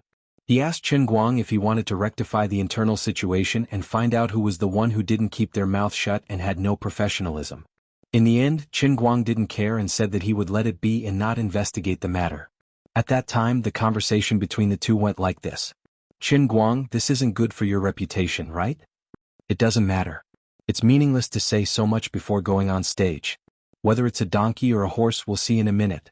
I understand the logic, but can you come over and take the script I printed back to have a look?" "No need, my memory is very strong. I'll just read it once before going on stage.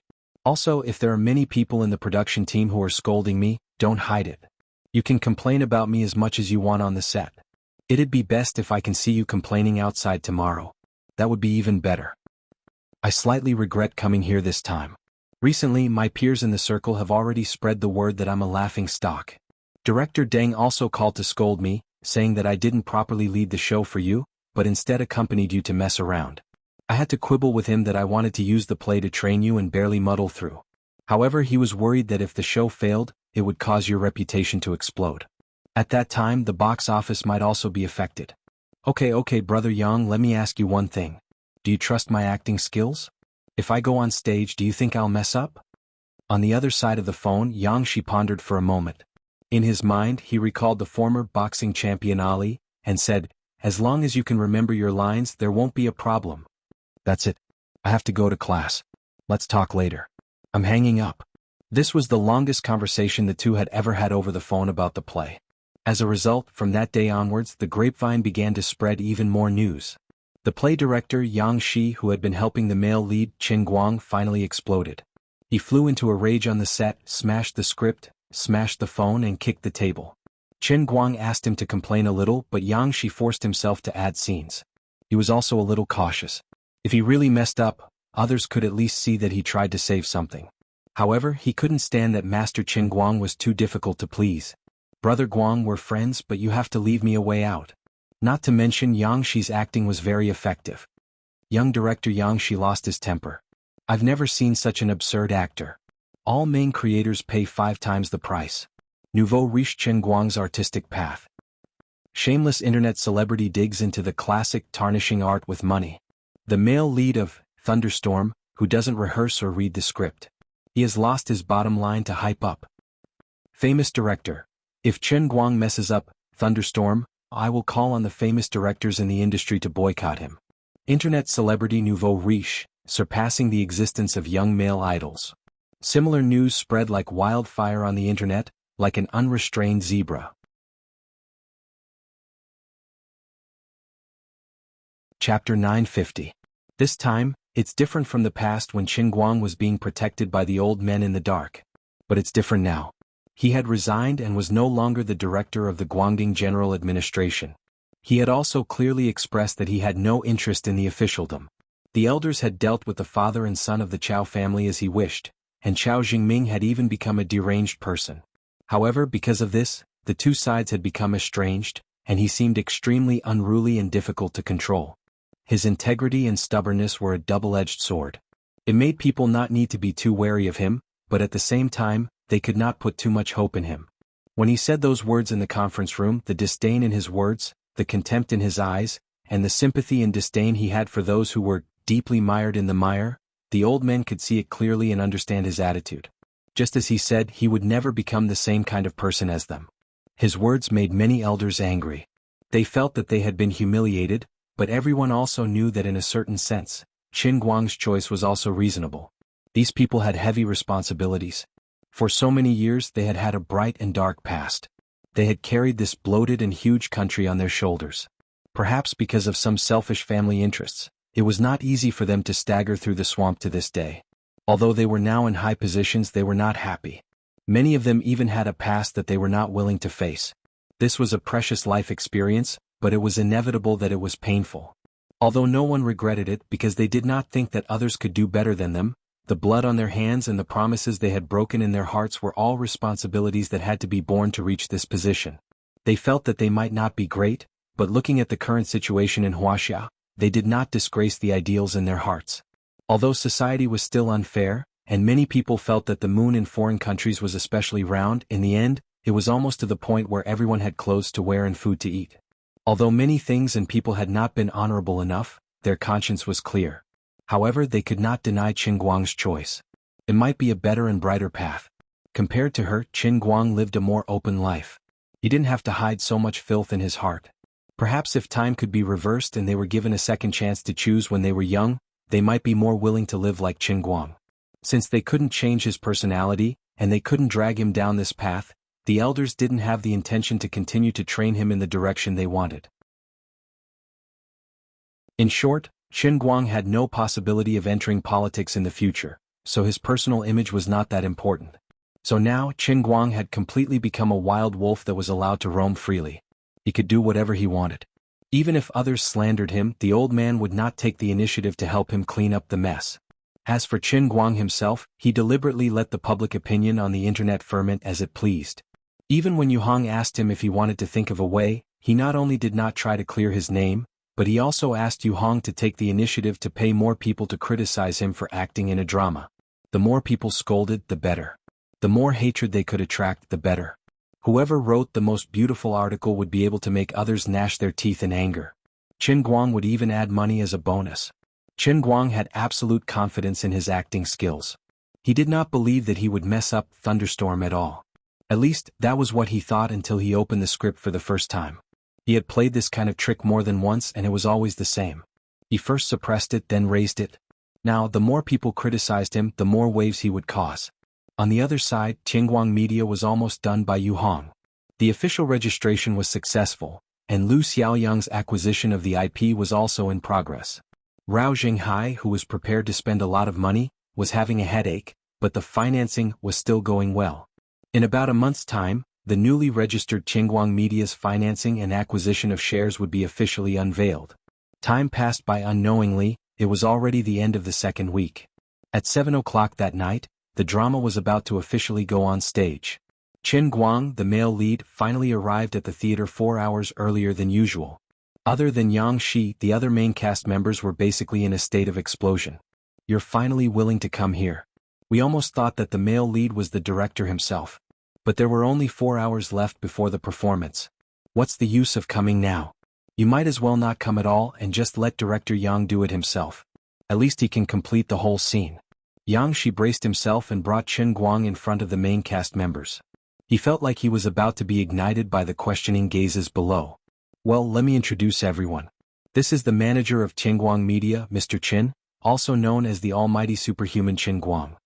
Yang Shi swallowed his saliva, feeling quite stifled. "You guys might not believe it, but I'm going on stage in 4 hours. How can I still be so calm and introduce the male lead to the other main cast members?"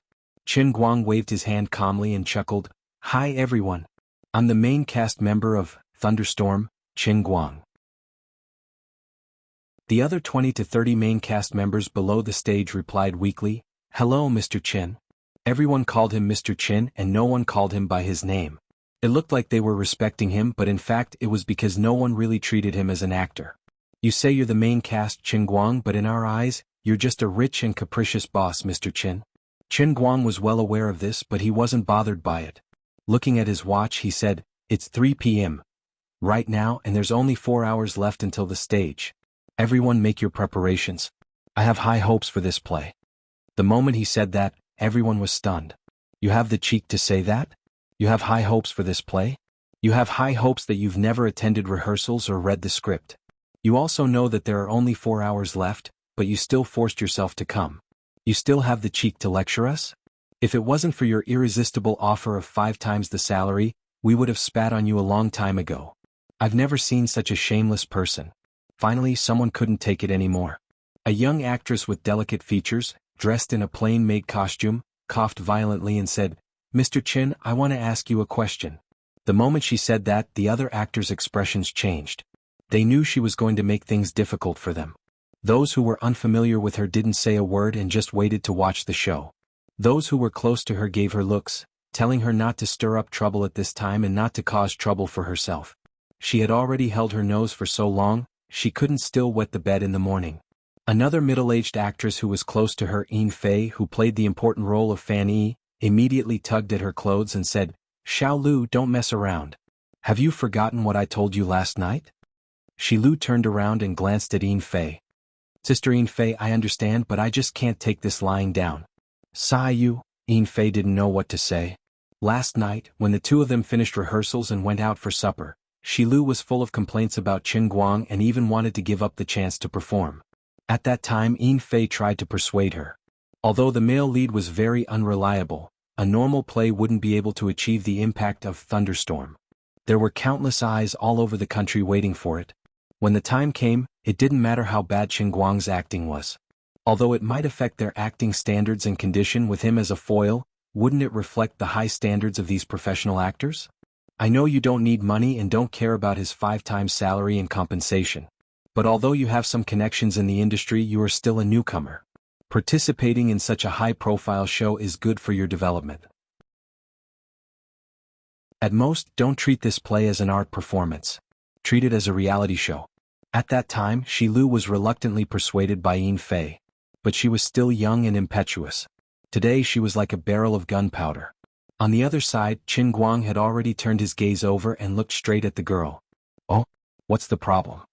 Shi Lu took a step forward. "President Qin, do you know the name of the character you're going to play?"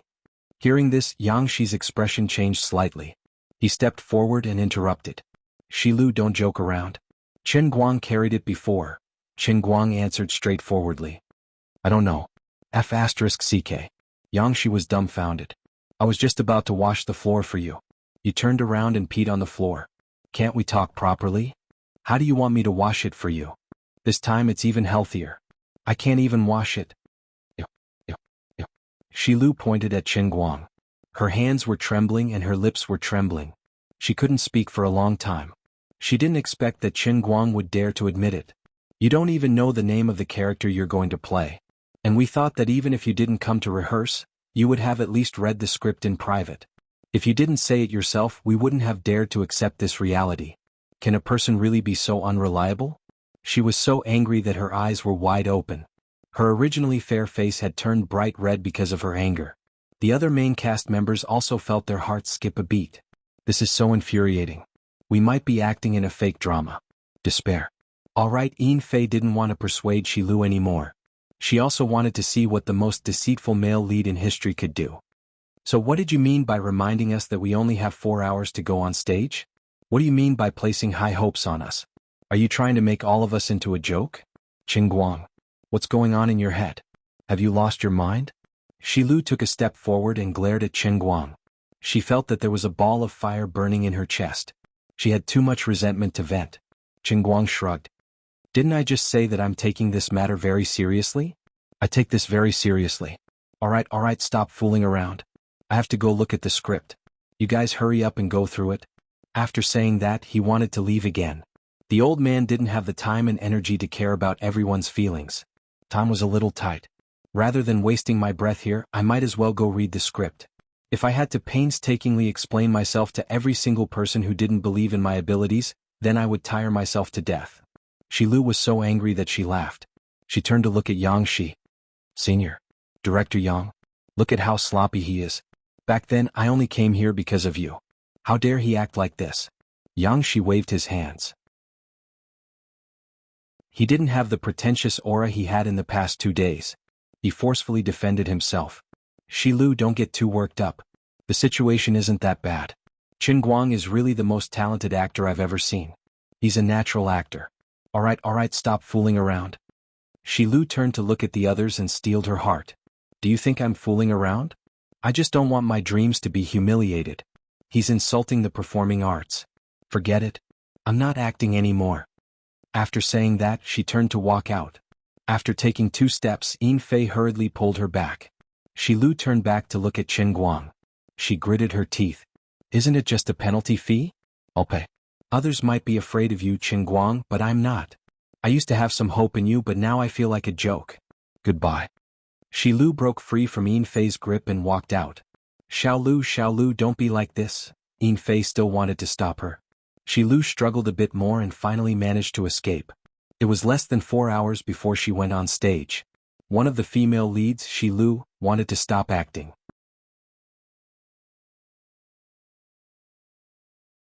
Chapter 951. The other veteran actor, Hu Delin, who played the role of Zhou Puyuan, also looked at Yang Shi with a bitter face, then turned to chase after Shilu. Hu Delin and Yang Shi were good friends. Previously, Yang Shi knew that Shilu had a bad temper, so he asked Hu Delin to help mediate. On the other hand, Hu Delin had a good relationship with Shilu's uncle, the famous director Shi Changhe. Before coming here, Shi Changhe had asked him to help take care of his stubborn but talented niece, so Hu Delin couldn't turn a blind eye to her. That was how it was in the entertainment circle. It was okay if you had a little temper and a little willfulness, but you couldn't offend people too much. No matter how much Qingguang went overboard, the contract was signed in black and white, and Qingguang wasn't a small figure who could be casually manipulated. He was the boss of Qingguang Agency, and even Lu Chao of Luxia culture didn't dare to offend him. He was a figure who had used countless lawyers' letters to make many daring media tremble. He was also the hidden 2nd or 3rd generation who had a mysterious force to protect him when he was being badly defamed. It was so much so that there were people who analyzed that Jin Shiriyue, a relative of the entertainment circle with a powerful background, had repeatedly expressed interest in Qingguang because the two of them were well matched in terms of social status. Otherwise, the grace that Qingguang had received since his debut would be too grand. Qingguang's background was too terrifying. No matter how good Shilu's reason was or how unreliable Qingguang's performance was, the highly anticipated show was about to start, and she couldn't just stop acting. She felt comfortable for a moment, but there would be endless troubles in the future. As an artist, as long as they were involved in a dispute, no matter who was right or wrong or who won or lost in the end, it would be a scandal for no one. Qingguang was already full of black marks. Even if he made a scene, it seemed that it was nothing. But Shilu, a young girl who had just debuted, couldn't bear such a torment, and Hu Delin couldn't stay out of it. Yang Shixin caught up to Hu Delin in a few steps. Old Hu, please help me hold on.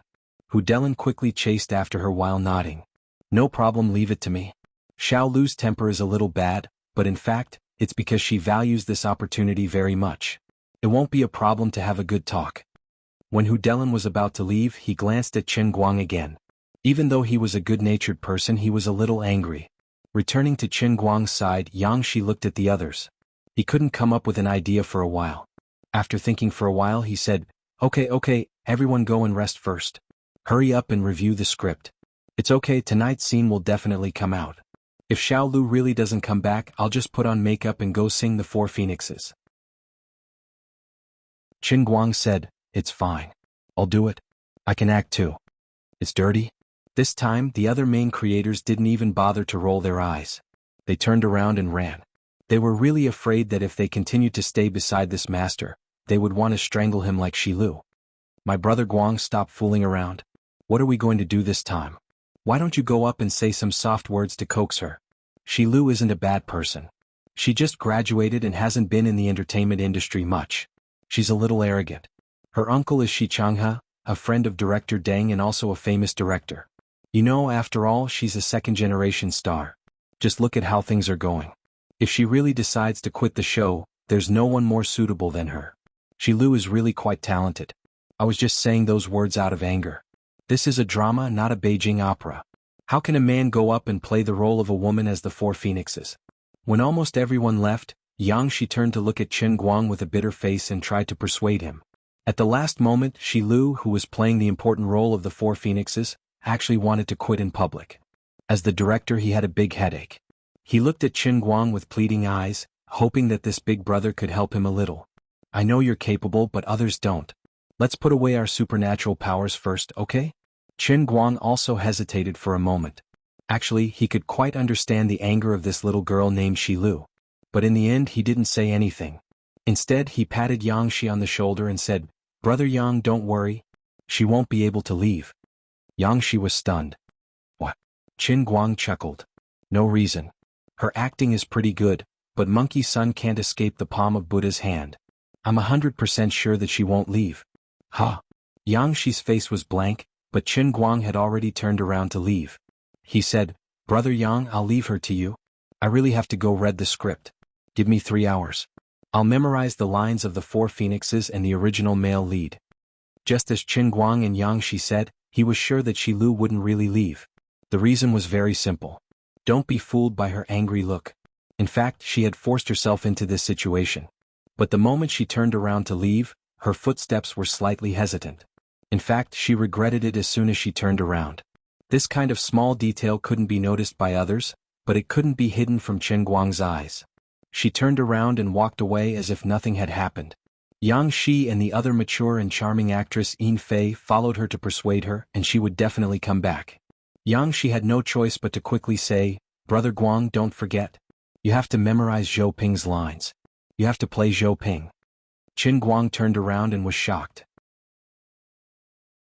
D*MN, where's the male lead? Why are they all female characters? Yang Shi was about to cry. My brother. Zhou Ping is a man. It's the eldest young master of the Zhou family. Oh, I know. In the next moment, Chen Guang disappeared without a trace. On the other side, after waiting for about 7 or 8 minutes, Shi Lu came back, surrounded by Yin Fei and Hu Delin. Where's President Qin? Hu Delin asked Yang Shi, who was sitting in a chair dejectedly while winking at Shi Lu. Yang Shi looked up and was overjoyed. He thought to himself, Chen Guang is really amazing. How can he know what Shi Lu is thinking? Is it possible that Chen Guang is as talented in dealing with women as he is in other aspects? He can see through a woman's real thoughts at a glance? The most powerful Casanova in history? That's possible. Yang Shi turned to look at the other side. He's in the dressing room reading the script while doing his makeup. Yin Fei pulled Shi Lu aside. Okay, let's go over. Shi Lu struggled. I'm not going. I'm not wrong. He has just started reading the script. How much can he understand?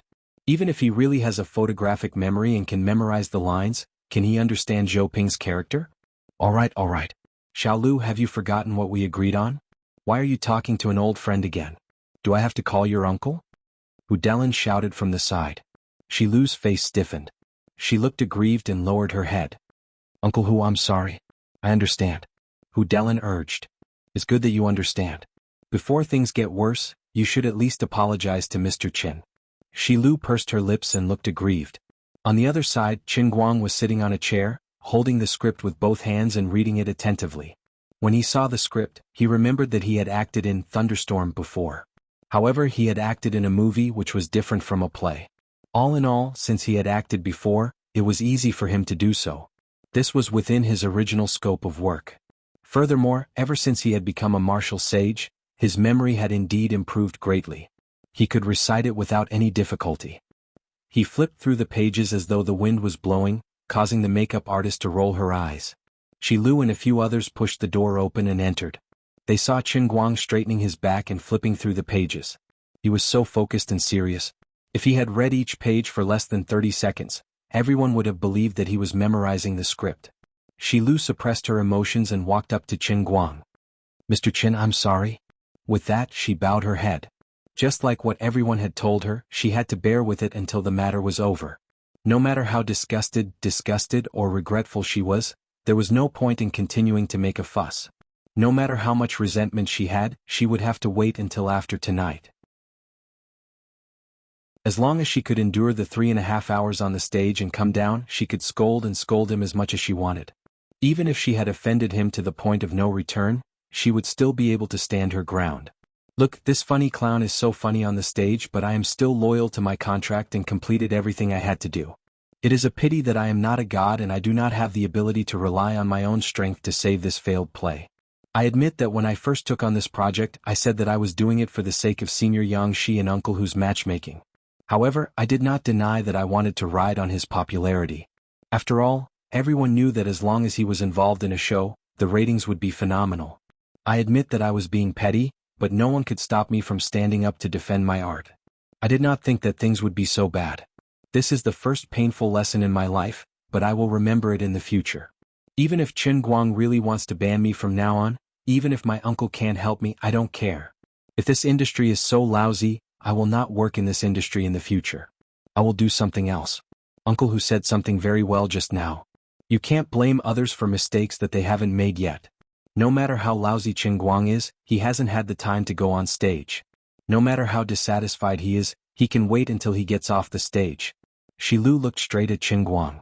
At this moment, she felt that she was a great fighter who existed to uphold justice. It was because she wanted to uphold justice and defend the dignity of the performing arts that she lowered her head and apologized to Qin Guang for a short period of time.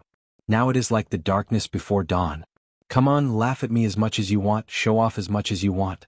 In the end, I still have to bow down to the power of the entertainment industry. I will firmly remember your ugly face in my heart. I will use my pen to record everything that happened today. I will let everyone understand how despicable you, Qin Guang, are. You, Qin Guang, are a nouveau riche who relied on money to break into the art industry. I will let you know the pain, I will let you pay the price, I will let you become a lesson for future generations, I will let other rich people think twice before they have such crooked thoughts in their minds. In this world, not everything can be bought with money, and not everything can be done just because you have money to gather a group of people to support you. There will always be people who will not suck up to your stinky feet. Chapter 952. Oh, it's okay. It's just a little friction. It's no big deal. I'm not that petty. I understand that you guys have a problem with me. If I were you, I wouldn't be happy either. However, there were some things that were more practical than explaining it once on stage, right? I don't want to ruin my own reputation. You guys might find it hard to understand why I'm like this, but I can tell you very seriously that I won't bring shame to your performance and the classic Thunderstorm. To everyone's surprise, Qin Guang, who was sitting on the chair, was extremely magnanimous. Not only did he not stab Shilu in the back, he didn't even raise his head to look at her. Instead, he continued to focus on the script.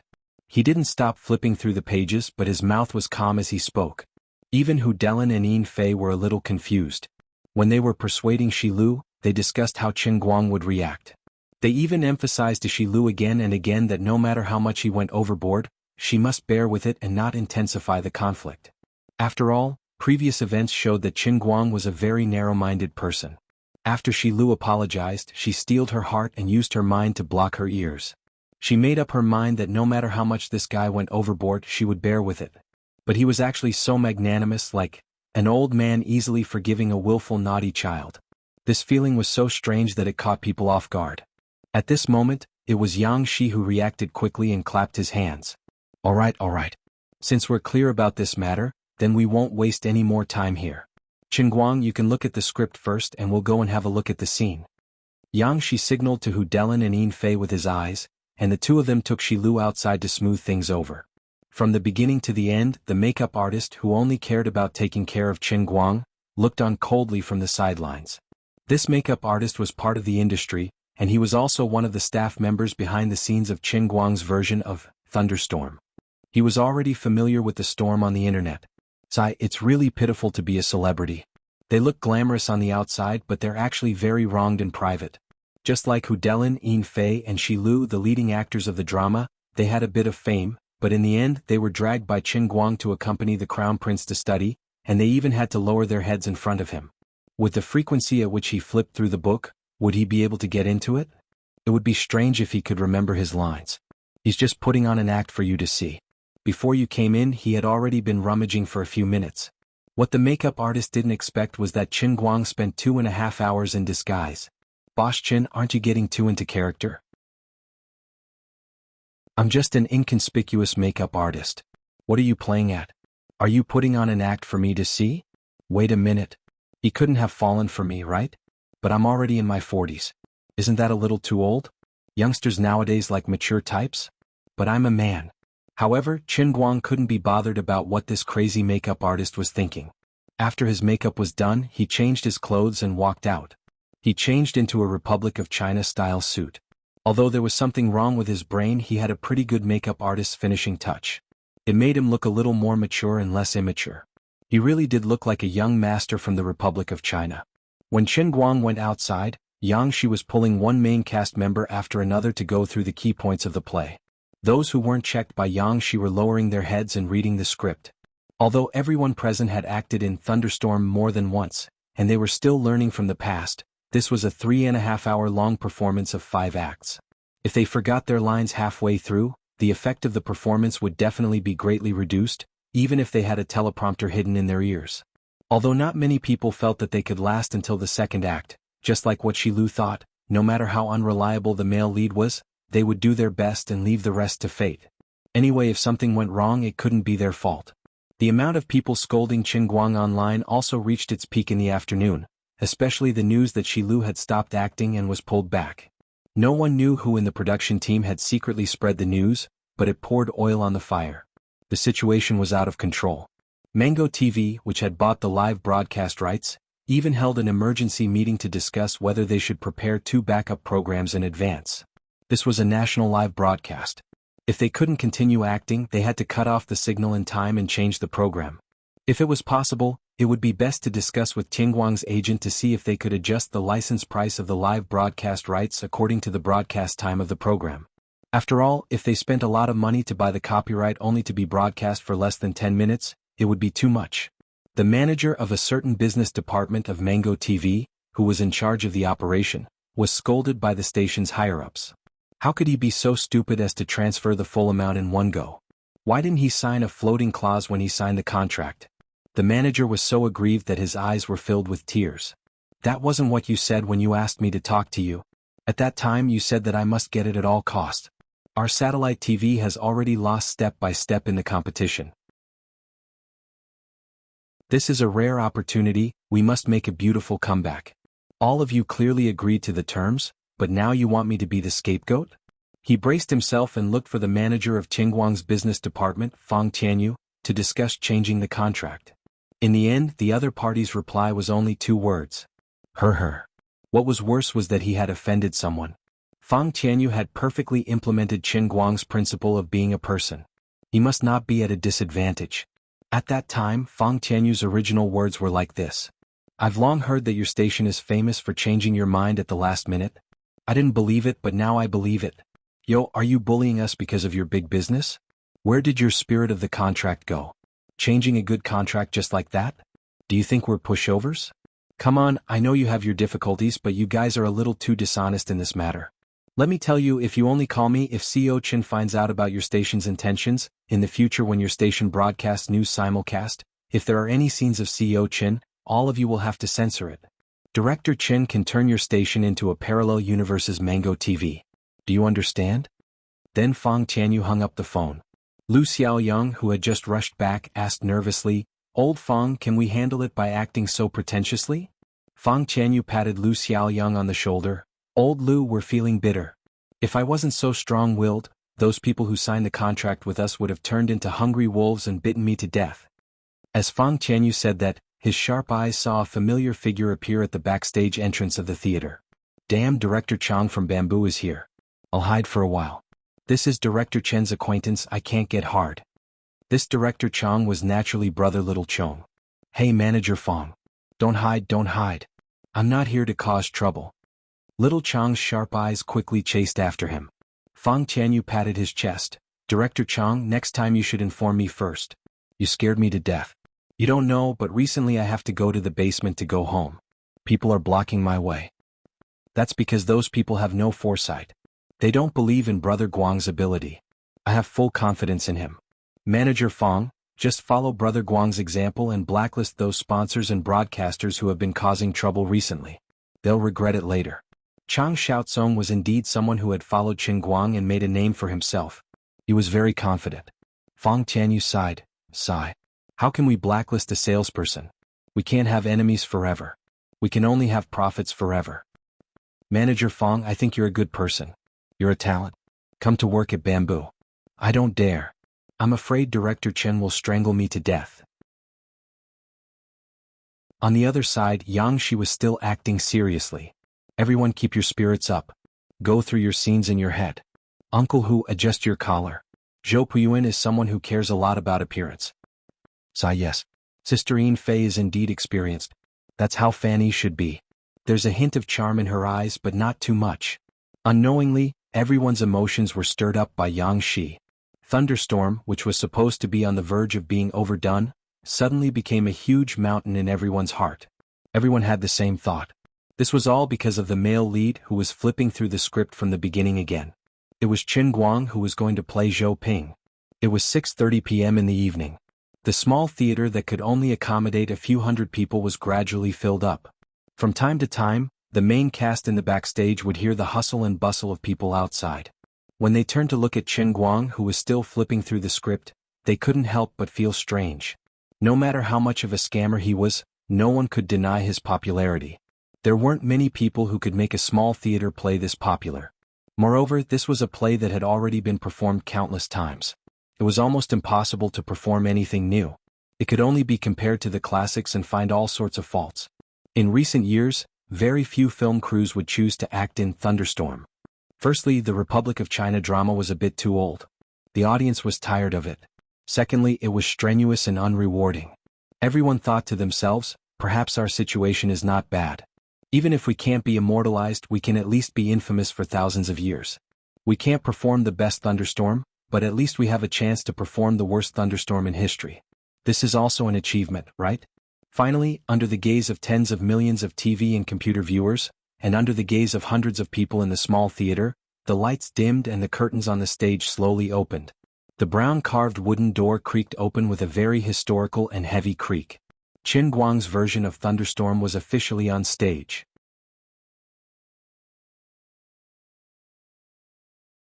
Chapter 953. The small theater was completely silent. Both the audience and the staff of Qingguang Agency were paying full attention to the stage.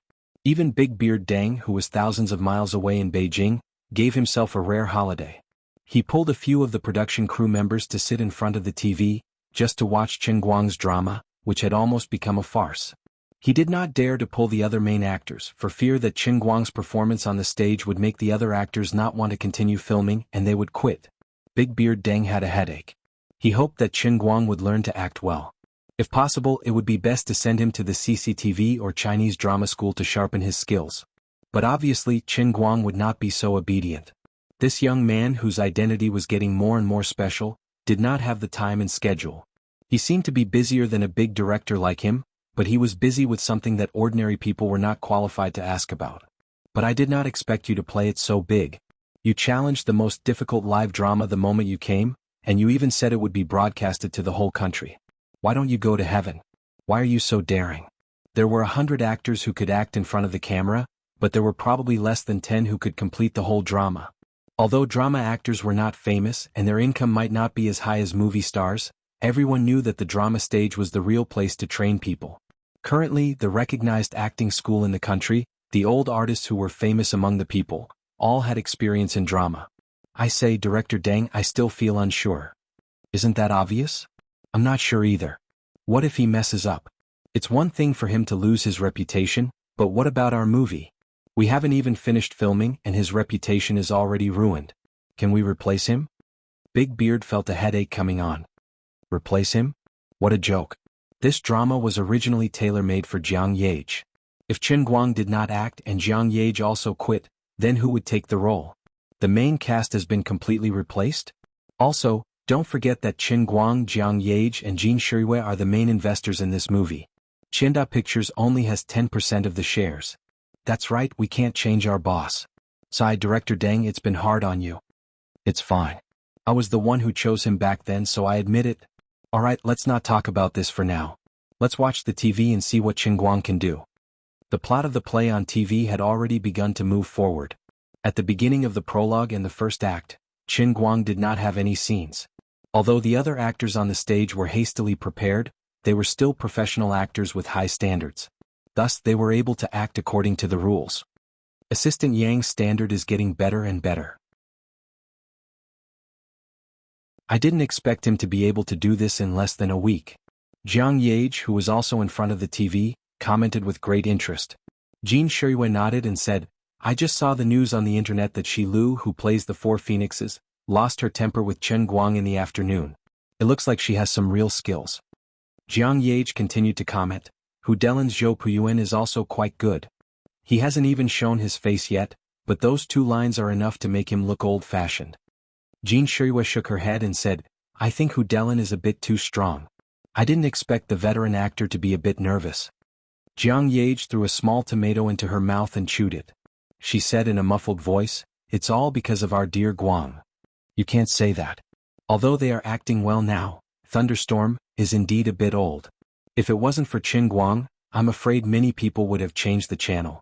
There wouldn't be so much attention. Jiang Yage snorted and said, I understand that, but it's not a good thing to have so much attention. It's also because we really can't make time. Otherwise we would really be the ones to do it. I'm quite embarrassed to see these people bring so much trouble to him. Jin Shiriwei also blushed slightly. She thought to herself that she did feel a little sorry for them. In the small theater, the bald president who was sitting among the crowd yawned loudly. Seeing this, the vice president beside him muttered softly, It's a bit boring. Isn't that so? We have such a hardcore fan group, but only a few of us came. We don't have the prestige we used to have. Tui fans my ass. You are the fans. I'm a hate fan of Chen Guang. The most determined hate fan of Chen Guang. Mr. President, can we accept our fate? Just admit it? Admit what? Admit that you're already a fan of Chen Guang. Isn't that what the internet is saying? Tui, I can be his fan? I can't wait to bite him to death. Alright. The vice president really felt sorry for this stubborn president. Can't we be a little more honest? As the prologue passed, the first act slowly progressed. Yang Shi, who was backstage, looked at his watch from time to time. He was getting more and more nervous. Chen Guang, are you ready? When Zhou Chong starts to talk about why he's still not married, you start to walk forward. Then, when Fanny starts to lower her head and murmur, who knows, you have to walk to the door. At that time, Zhou Chong will look back at you and say, Hey, big brother is here. At that time your scene will start. You must remember, when you're acting as Zhou Ping, you can't be like your usual majestic gait. You have to slow down a little. When you enter the door you have to act very sleepy and yawn. Chen Guang tilted his head and looked at Yang Shi for a long time, not saying a word. Yang Shi suddenly paused, the corner of his mouth twitching. Sorry, I was a little too nervous and forgot. Why am I telling you all this? Bro, did you really remember the script? Chen Guang put down the notebook. Brother Yang, I really did. Really? If you keep talking nonsense, I'll have to hit you. Yang Shi shrunk his neck and dodged to the side. He secretly mocked himself. I'm in a mental block. Why am I explaining the script to him? As long as he can remember the script, he's a true master. Does he need to waste his breath on his understanding of the character? At this time, there's no point in continuing to ask him about this. Anyway, it's a knife to my head, it's a knife to my head. I'll just leave the rest to him. At this time, Fan Yi's actor Yin Fei was working hard to maintain her performance on stage with Zhou Chong. Everyone knew that Qin Guang was about to come on stage. Perhaps as soon as he got on stage and started to stutter, this show would be over, right? But there's no point in worrying about this now. I'll just take care of my own business first. Perhaps it was because of distracting thoughts in her mind. Yin Fei almost stuttered when she said her lines, causing Yang Shi, who was in the audience, to jump up and down in anxiety. What is Yin Fei doing? She's a veteran actor. How can she make such a mistake on stage? Yang Shi felt a little regretful after only watching the first half of the opening. If he had known earlier, he would have suggested to Qin Guang to change the script. Forcing himself to challenge Thunderstorm was a bit too much. So far, the actors on stage had only performed average. They hadn't been able to perform anything special or innovative, which made him feel very disappointed.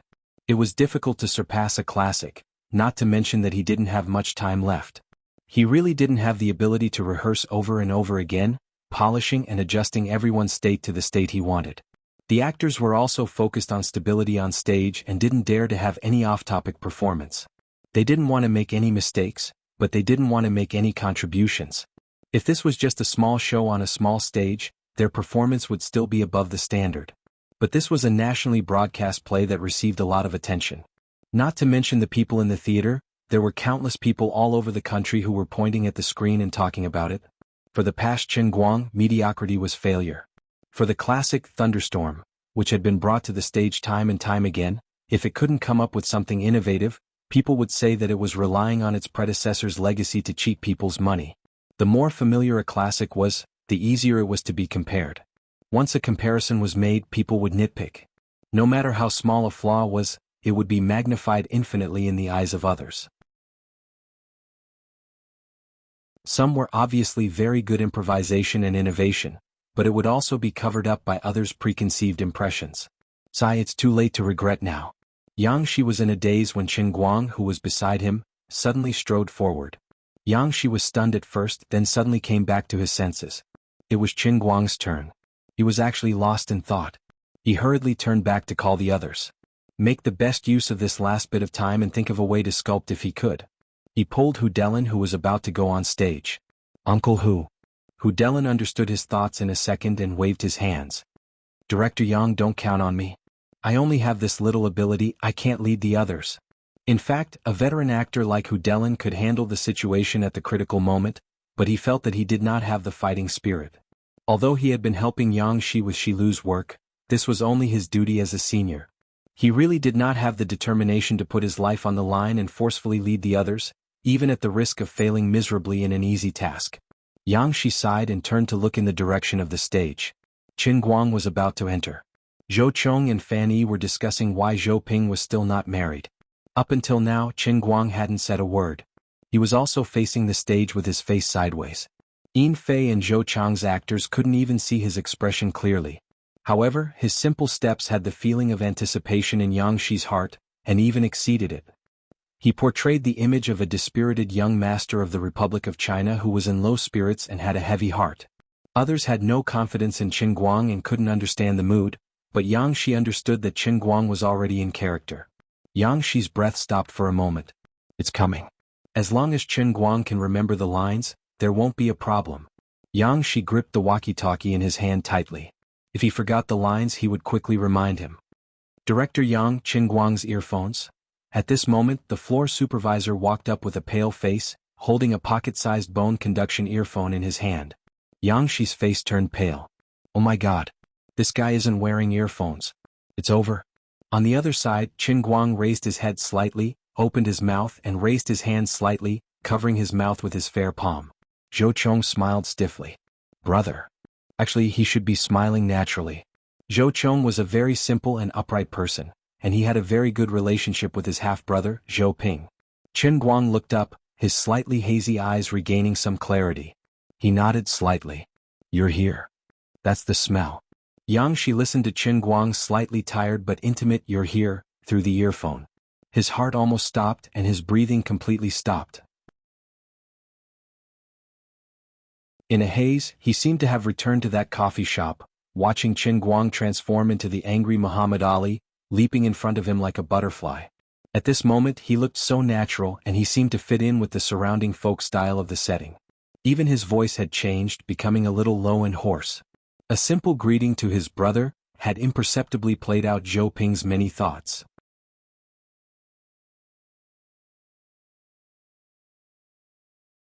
Chapter 954. Hu Delin's eyes widened as he glanced at the stage, then at the security camera behind him. What's going on? Why do I feel like he's blended in with his surroundings? Yang Shi didn't reply to Hu Delin and continued to watch quietly. On the stage, Qin Guang's voice sounded. Suddenly, Yin Fei felt an inexplicable sense of resentment. Ping? She felt indignant. She felt that Zhou Ping was purposely avoiding her. She didn't even look at her when she came in and only cared about greeting Zhou Chong. Qin Guang turned to look at her. Oh. Then he paused. His throat felt like it was stuffed with cotton and he didn't know what to say. He lowered his head evasively. From the details in the security camera, Zhou Ping's gaze drifted slightly towards Zhou Chong. It was very subtle. All of this took a long time to describe, but it was a small detail that took less than 3 or 4 seconds. He shifted his feet slightly, pretending to shake off the non-existent dust on his shoes. Then he looked up at Fan Yi and said, You're here too. Fan Yi's gaze drifted slightly towards Zhou Chong. After making sure that Zhou Chong wasn't looking at her, she looked up slightly and said, I just came down. As she said this simple line, her gaze drifted, but she secretly gave Zhou Ping a sense of resentment. Her tone hid a coquettish pout that only lovers could understand. She seemed to be resentful. Why are you avoiding me? Why do you want to leave? It was a simple sentence, but it hid a lot of complicated things in the past. But at the same time she had to be wary of Zhou Chong and not let him see through her. This desire to speak, full of hidden bitterness, this shameful act of stealing chickens and dogs, was all hidden in the words I just came downstairs. Qin Guang's body trembled slightly when he heard Fan Yi's words. His stiff movement was caught by the high-definition security camera, but it also happened to avoid Zhou Chong's attention. He deliberately turned his head and asked Zhou Chong, Father didn't go out, did he? Qin Guang purposely paused after the word father, as if to answer Fan Yi's complaint, to express his own confusion and to warn Fan Yi. This was still a secret hidden between the two of them, a secret that only they could understand. But Zhou Chong didn't seem to notice. He turned to look in the direction of the study before replying, No, are you going to see him? Hu Delin, who was behind the scenes, was so excited that he couldn't speak. When the young man turned his head just now, there was no accent at the back. This is really a stroke of genius.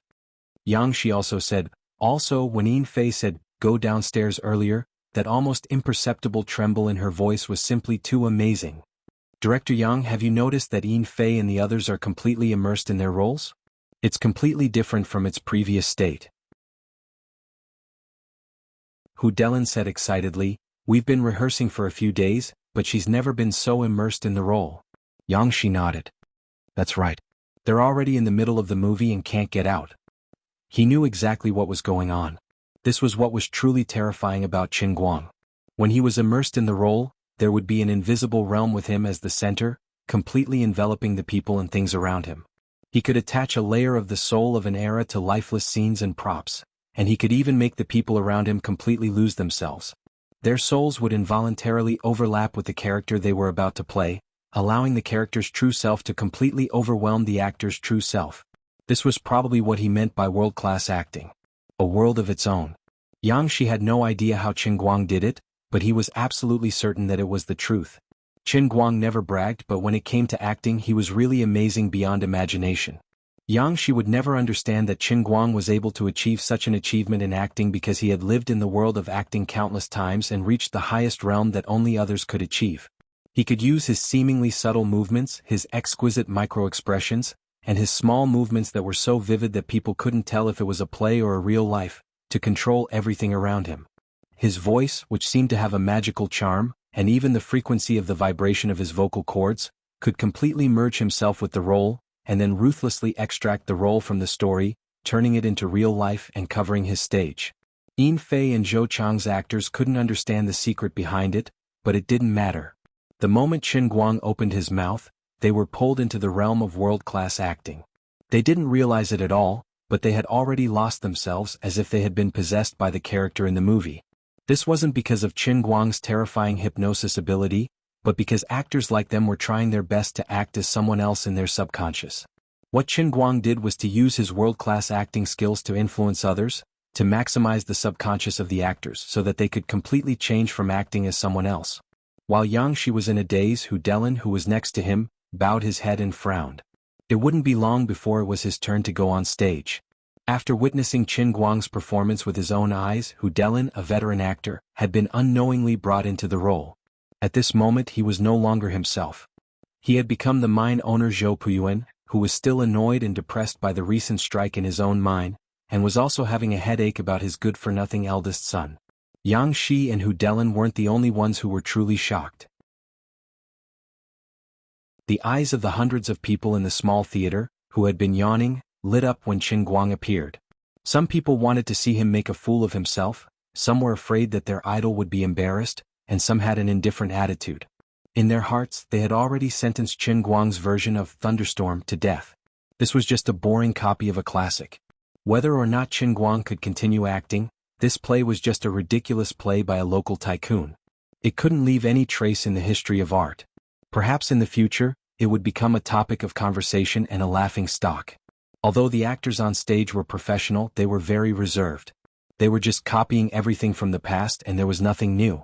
They even began to whisper rudely under the stage, just like the bald president and vice president.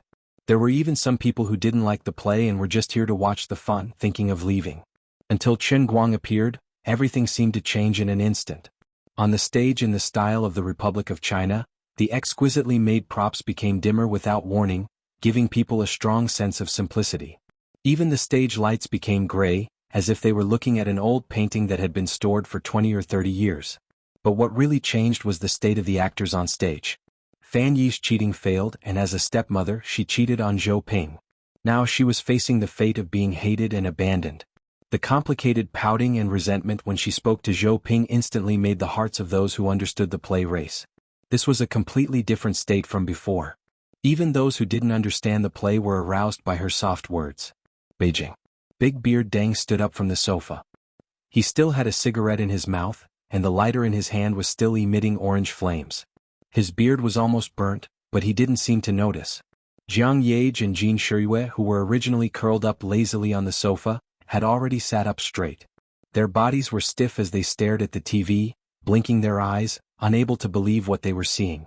Unlike others, Jiang Yage and Jin Shiyue had known Qin Guang for a long time, and they had seen Qin Guang's tragedy on the set of Tears for a Country Will Run.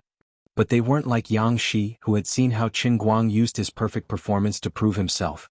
Their view of Qin Guang was still stuck at the level where he could make the whole screen suffer from the cancer of embarrassment.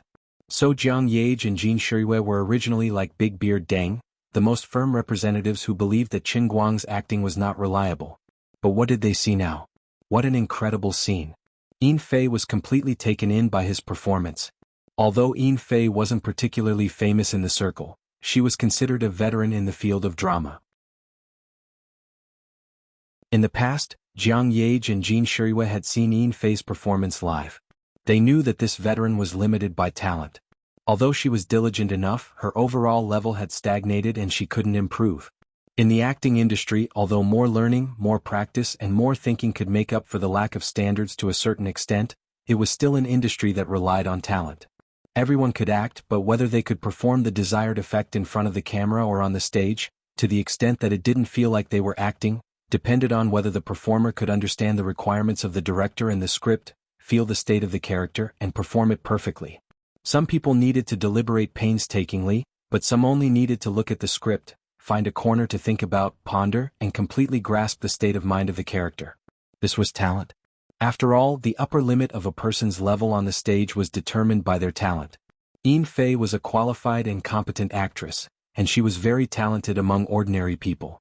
But she was not young anymore and her upper limit was already there. Otherwise she would have become famous a long time ago. Unless she was able to encounter some kind of life experience that allowed her to gain enlightenment, it was impossible for her level to change too much in a short period of time. But now Yin Fei looked so talented and dazzling on the stage. In the eyes of ordinary people they saw the role of Fan Yi. But in the eyes of professionals like Jin Shiyue, Jiang Yage or Big Beard Deng, they saw the actress Yin Fei herself. There was only one explanation: Yin Fei was influenced by someone else, and she was brought into the play by someone else. It was impossible to play the role of Zhou Chong. Although this young man was a talented senior in school, Many of his juniors were envious of him because of this and that. He performed poorly in this play. Sometimes Yin Fei had to guide him and he barely managed to stay in the play. As for the others, Shi Lu, who had already appeared on the stage, didn't have this ability. Although she did her job well, when it came to driving Yin Fei in the play, she was still miles away. The other passers-by, the old people and children at the opening, Lu Gui, Lu Dehai, and Hu Delin, who only had a few lines but never showed his face, didn't have this ability. There was only one explanation, and it must be Qin Guang, who was also on the stage at this time. He was like a bright lamp, illuminating the whole stage, and the people and things that were shrouded in his light were forcibly pulled out of this world, and returned to the story described in the novel, which happened 100 years ago. The medium-sized stage was still there, and it was still on the television, but time seemed to flow backward in that part of the world. That was the world of Thunderstorm. That was Qiao Yu's world. That was also Qin Guang's world. The people in the play all came to life, and what we saw was not the play but the life of the people in the play.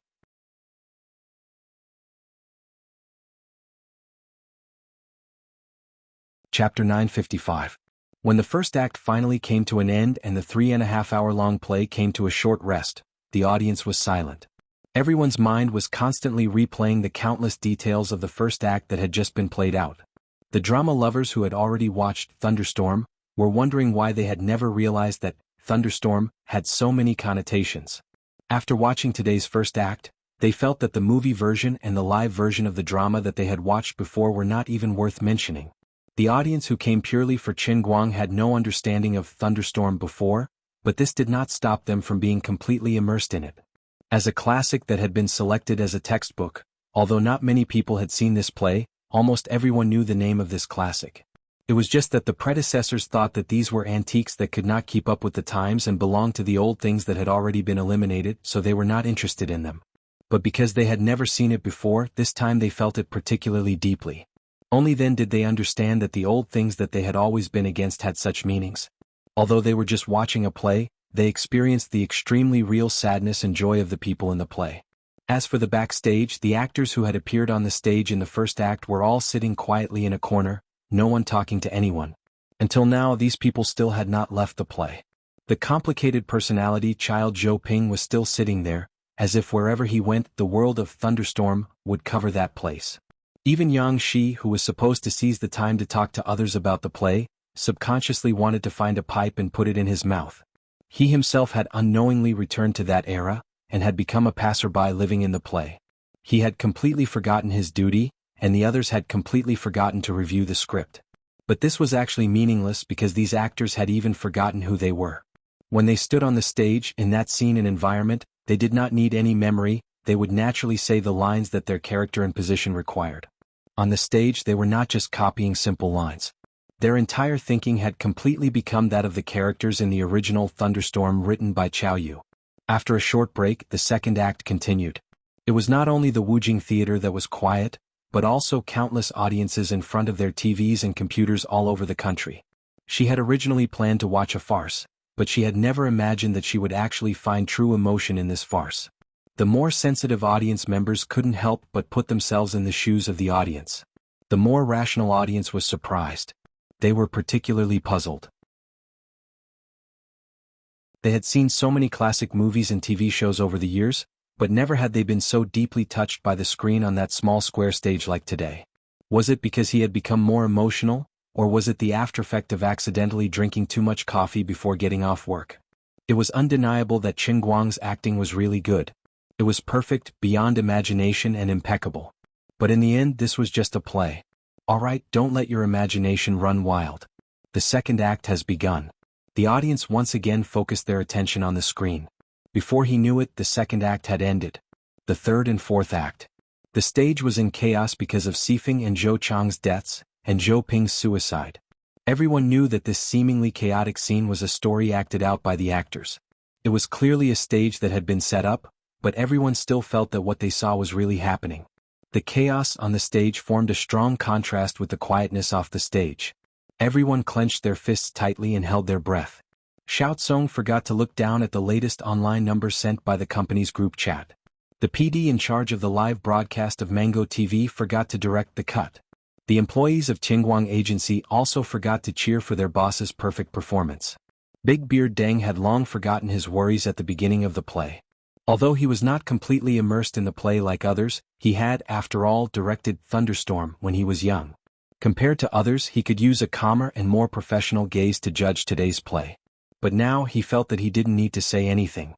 Qingguang's version of Thunderstorm had already completely surpassed all the classics of the past, and even surpassed his own inexperienced work when he was young. Big Beard knew that this was not Yang Shi's credit. It was all because of Qingguang's perfect performance. Before Qingguang appeared on the stage, today's Thunderstorm was at best a young director's passable work. The rehearsal time was only a short week. This was already the result of Yang Shi and several other leading actors' perfect performance. They couldn't ask for more. But the moment Qingguang appeared on the stage, the play was completely sublimated. Qingguang made this stage play follow the script, but it was higher than the script. He asked Qiao Yu to write a script that was higher than life. Big Beard Deng leaned back and reached out to ask Old Ma, the stage manager next to him, for a cigarette. He lit it and took a deep breath. He, who had quit smoking for too long, accidentally coughed and tears fell from the corners of his eyes. After a long time, he let out a long sigh and said, "I finally understand what little Yang told me before." Old Ma asked, "What did Xiao Yang say?" "He said that Qingguang was born to be an actor." Old Ma wanted to nod subconsciously, but he immediately remembered, "But when he acted in Jiangshan last time." Big Beard Deng thought for a moment and said, "You can probably understand it this way. Einstein was not born to solve calculus. Although Qingguang is a genius, he has never been exposed to acting before he acted in Jiangshan, so it makes sense that it was difficult for him to get started at that time. But then he suddenly completed it perfectly, didn't he? At the time I thought that he had finally hit the jackpot, so I quickly passed it. Now that I think about it, he probably used only 2 or 3 hours to completely awaken from a newbie who didn't know how to act at all into a real top-notch actor." Old Ma nodded. "The younger generation will surpass us in time." Big Beard shook his head again. "No, not every younger generation has Qingguang's ability. It's not that the younger generation is surpassing us in time, but that our level is too low to understand a real genius." Old Ma asked, "Director Deng, it's okay that my level is low, but you can't be low too, right?" Big Beard Deng smiled bitterly. "I'll take Einstein as an example. His primary school math teacher can't compare with him, right?" Old Ma didn't say anything more.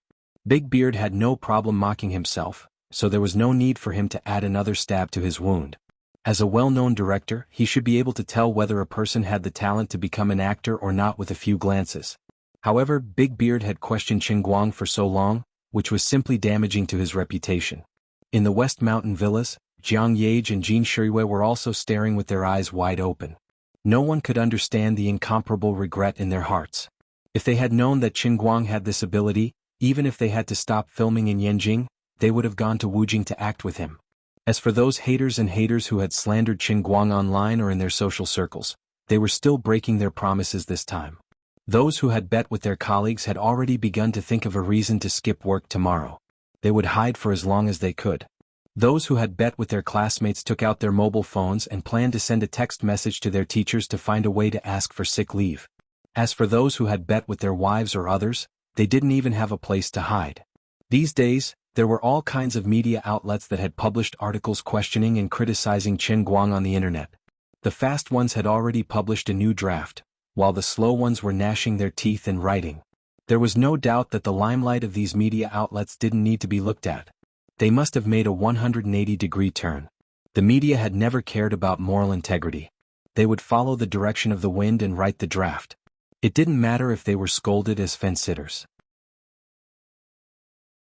As long as what was written was enough to attract attention, who would care about face? Finally, under the attention of thousands of people, Yang Shi walked out from the backstage. He led all the main cast members and gently bowed to the audience below the stage. This scene of the most high-profile stage play in the past 10 years officially ended. At this time, Yang Shi didn't have the mood to care about the cheers of the audience below. He was just glad that his choice to bite the bullet and come to Wujing from Yanjing was not wrong. Even if the one who could let people remember today's thunderstorm must be Qingguang, and when people mention today in the future, they will only say that this is Qingguang's version of thunderstorm, but it doesn't matter. No one can change the fact that the director is me. I was finally able to hitch a ride with Chen Guang just like Chairman Chang from Bamboo. Although there were many flaws at the beginning of the first act, no one can change the fact that this will be the most classic thunderstorm in history. In the small theater, even though all the main cast members had left after the curtain call, and everyone knew that this kind of show would not have an encore, hundreds of audience members still stood up and applauded for a long time. Fang Tianyu finally came back to his senses and clapped heavily. I knew President Chen would definitely be fine. Lu Xiaoyang, who was beside him, rolled his eyes. You knew again? That's not what you said before. Fang Tianyu snorted. You can eat whatever you want, but you can't say whatever you want. When did I ever doubt President Chen's ability? But you were clearly cursing him in your heart. You are framing me. You despicable person, don't even think about fighting for favor with me. You said it. You said that shameless word at last. President Chang, he just said the word fighting for favor, right? You heard it, right? Chang Xiaotsong, who was at the side, was speechless towards Chen Guang's two subordinates who had no moral integrity but were quite capable. Sure enough, if the upper beam is not straight, the lower beam will be crooked. Like boss, like employee. Isn't this a bit inappropriate? Forget it, Chen Guang doesn't know anyway.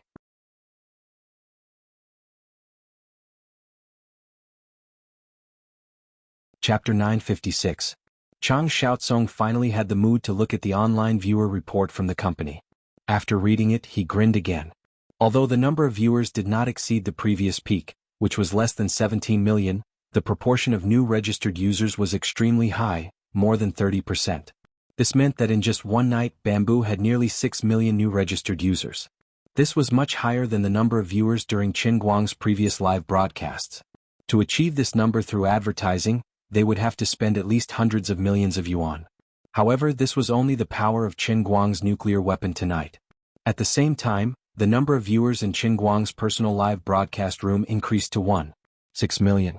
Including the slow increase previously, it had reached 6.7 million. This was an unparalleled number of viewers in the world. Chang Xiaotsong analyzed that the reason for this phenomenon should be that the skills Chen Guang displayed this time were different from the past. It was a performance ability that he had never really dabbled in before. This officially transformed him from an atypical internet celebrity to an artistic star. This time he not only attracted those fans who only wanted to see strange things, but also those who usually paid more attention to movies, TV shows, or variety shows in the entertainment circle were also attracted to him. The target audience had changed, which directly led to the increase in the number of new registered users. Xiaotsong could not help but secretly feel lucky. Fortunately, he believed in his brother's ability as always and did not hesitate to offer a price of 10 million. Although some of his competitors also offered the same price, he still managed to snatch it by relying on his relationship with his old partner. Mango reckoned that they had also made a lot of money.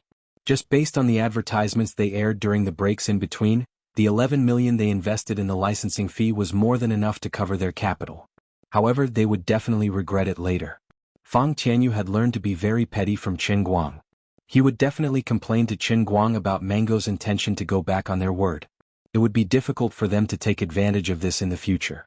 Xiaotsong's guess was right. At this time, the upper management of Mango were as anxious as ants on a hot pan. Who would have thought that Chen Guang's weekly drama could be so perfect? At the end of the show, the ratings even broke 5%. It was even more popular than the finale of the TV station's Ace variety show. One had to know that there was almost no pre-publicity effect. In the past, whenever Mango TV wanted to do a variety show, it would be bombarded with advertisements a few months before it started broadcasting. If they had the same time this time, it would be too good to be true. But now they couldn't be happy and it was even more awkward. If it was just a normal success, they wouldn't feel any pressure. However, the real-time statistics were so shocking. Their previous attempt to break the contract was ruined. The job of repairing the relationship fell to the manager who had called Fang Tianyu. At this moment, he, who had just finished watching a play on the television, just wanted to sing a song. Why are my eyes filled with tears? Because I love this land too deeply. My fate is even worse than the people in the movie. At least those people could still fight and fight. At least Zhou Ping had the courage to take a bullet. I could only cower. Don't talk to me. From now on, I'm going to roam the pugilistic world. My nickname is Scapegoat. No one cared how miserable the manager of Mango TV was at this moment, but there were so many people backstage in the small theater who were also extremely embarrassed. At this moment, Qin Guang was sitting lazily in the dressing room, letting the stupid makeup artist help him remove his makeup. Sitting next to him were a few lead actors who were removing their makeup. These people were so excited that their faces were flushed. They had no idea what had happened to them. They had been acting well, but they had suddenly become completely different people. Now that the curtain had fallen, they had finally left the show. However, every bit of what had happened on the stage was clearly engraved in their minds. They could understand it themselves without anyone telling them. They had really completed an unbelievable performance. It was as if they had become someone else and lived again. Although the time was short, it was deeply remembered. This was a precious experience that was enough to make their acting skills qualitatively change. Finally, Hu Delin, who was sitting next to Qin Guang, was the first to not be able to hold it in. He signaled to the makeup artist to stop first, then turned to look at Qin Guang and said in a trembling voice, "Mr. Qin, I really don't know how to thank you for your great kindness. Anyway, thank you." For a veteran actor of his age, it was easier said than done to improve his acting skills. Now, just by acting in a play and even receiving 5 times the salary, he could improve his acting skills by leaps and bounds. How could he not be happy? How could he not be grateful from the bottom of his heart? Qin Guang turned his head slightly to look at Hu Delin and smiled indifferently. "Mr. Hu, you're too kind. I'm just doing what I should do." He did not mention what had happened before. At this point, there was no need to continue mentioning it. All of them understood that since he dared to come up with this play, dared not to rehearse, and even dared to read the script 4 hours before going on stage, of course, he had come prepared. As the saying goes, summer insects cannot talk about ice. There was no need for a godlike existence to explain too much to mortals. At this moment he seemed so enigmatic, so steady and so dignified. He was simply awesome. Hu Delin nodded repeatedly. "Understood. Anyway, thank you, Mr. Qin." With Hu Delin taking the lead, Yin Fei and the other members of the cast also expressed their gratitude to Qin Guang from afar. There were even some who wanted to refund their salary, but they were all rejected by Qin Guang. After all, he wasn't lacking in money. Seeing how generous Qin Guang was and how he was like a master, the actors who had looked down on him felt extremely ashamed of their inferiority. This was a true powerhouse who could control his own fate in his work and life. Look at his magnanimity. He was indifferent and did not bother about trifles. From time to time, everyone would recall Qin Guang's seemingly casual words in the afternoon. At that time they thought he was treating it as a joke. Only now did they understand that he had a card up his sleeve. There was only one person who could not sit still. As one of the main cast members, she should have been the first to remove her makeup, but at this moment she hid far away in a corner and did not dare to come over, letting others go first. It was none other than Shi Lu, who had made the most noise in the afternoon. Although others had disdained Qin Guang in their hearts, they had at least restrained themselves on the surface. But Shi Lu had openly flipped out. Although she had unwillingly apologized to him after the incident, now that she thought about it, it was not an apology at all. It was clearly adding fuel to the fire. That little trick that she had hidden in her heart, how could she hide it from Master Qin? He must have completely seen through me. I have always blamed him wrongly. Thinking about how I had said so many bad things about him in the past few days, I felt terrible. No wonder he was so conceited. No wonder he said he understood our feelings at that time. In fact, it was because his realm and personality were already at a level beyond our understanding. He was already standing on another level of acting. His realm could not be expressed in words, or even if he could say it, we would not be able to understand or believe it. He did not even bother to explain it to us ordinary people. Because he knew that no matter how much he said, it was better to take us to the stage. Not only could he put on a good show himself, but he could even bring all of us into it. He was God. The God of acting. But I had always doubted God's ability. So embarrassing. What should I do now? Should I go up and sincerely apologize to him again, and then say thank you to him like Sister Yin Fei did? But why can't my feet move? Shi Lu paced back and forth in the same place, rubbing her hands so hard that a layer of skin almost peeled off. No one was more embarrassed than her at that moment. As a newcomer actress who was determined to achieve something in the performing arts, Shi Lu knew that it was reasonable for her to apologize to Qin Guang. But as a young girl, she could not let go of her pride. I say, Xiao Lu, why don't you go up and say a few words? Qin Guang is only a little over 20 years old, he is younger than you. Look, he actually doesn't care about you at all. Shi Lu was surprised. Ah, he is so young?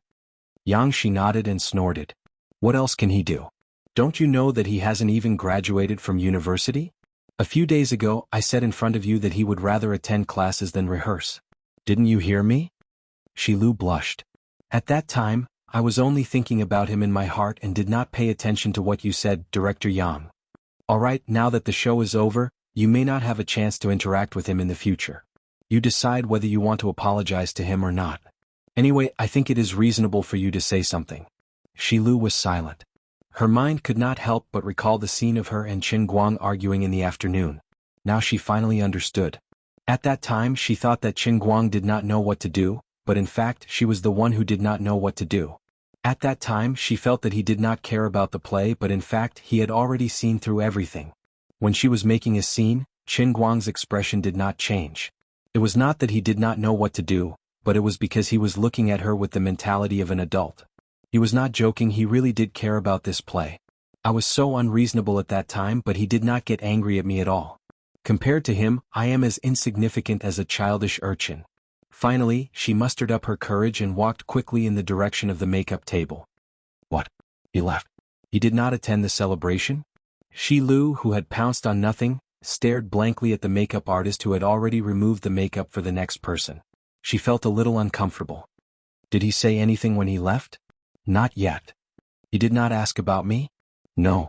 Yang, she jumped out from behind. Shilu, perhaps in his heart, the matter of you contradicting him is not worth mentioning at all. You should stop worrying about it. How can he do this? I'm so sad, how can he not care about it at all? Yang, she coughed lightly. What's so strange about this? Because he is Qin Guang. Sigh. Shilu felt melancholy again. However, although the show on stage was over, the storm on the internet had just begun. You're tuning in to the Han Li's Wuxia Adventures YouTube channel. We're so grateful for your support, and don't forget to subscribe to join us on this incredible journey through captivating stories. Your generosity through donations truly makes a world of difference, as it's the primary source of revenue that allows me to expand and enhance this channel for you. Thank you from the bottom of my heart for being a part of this adventure.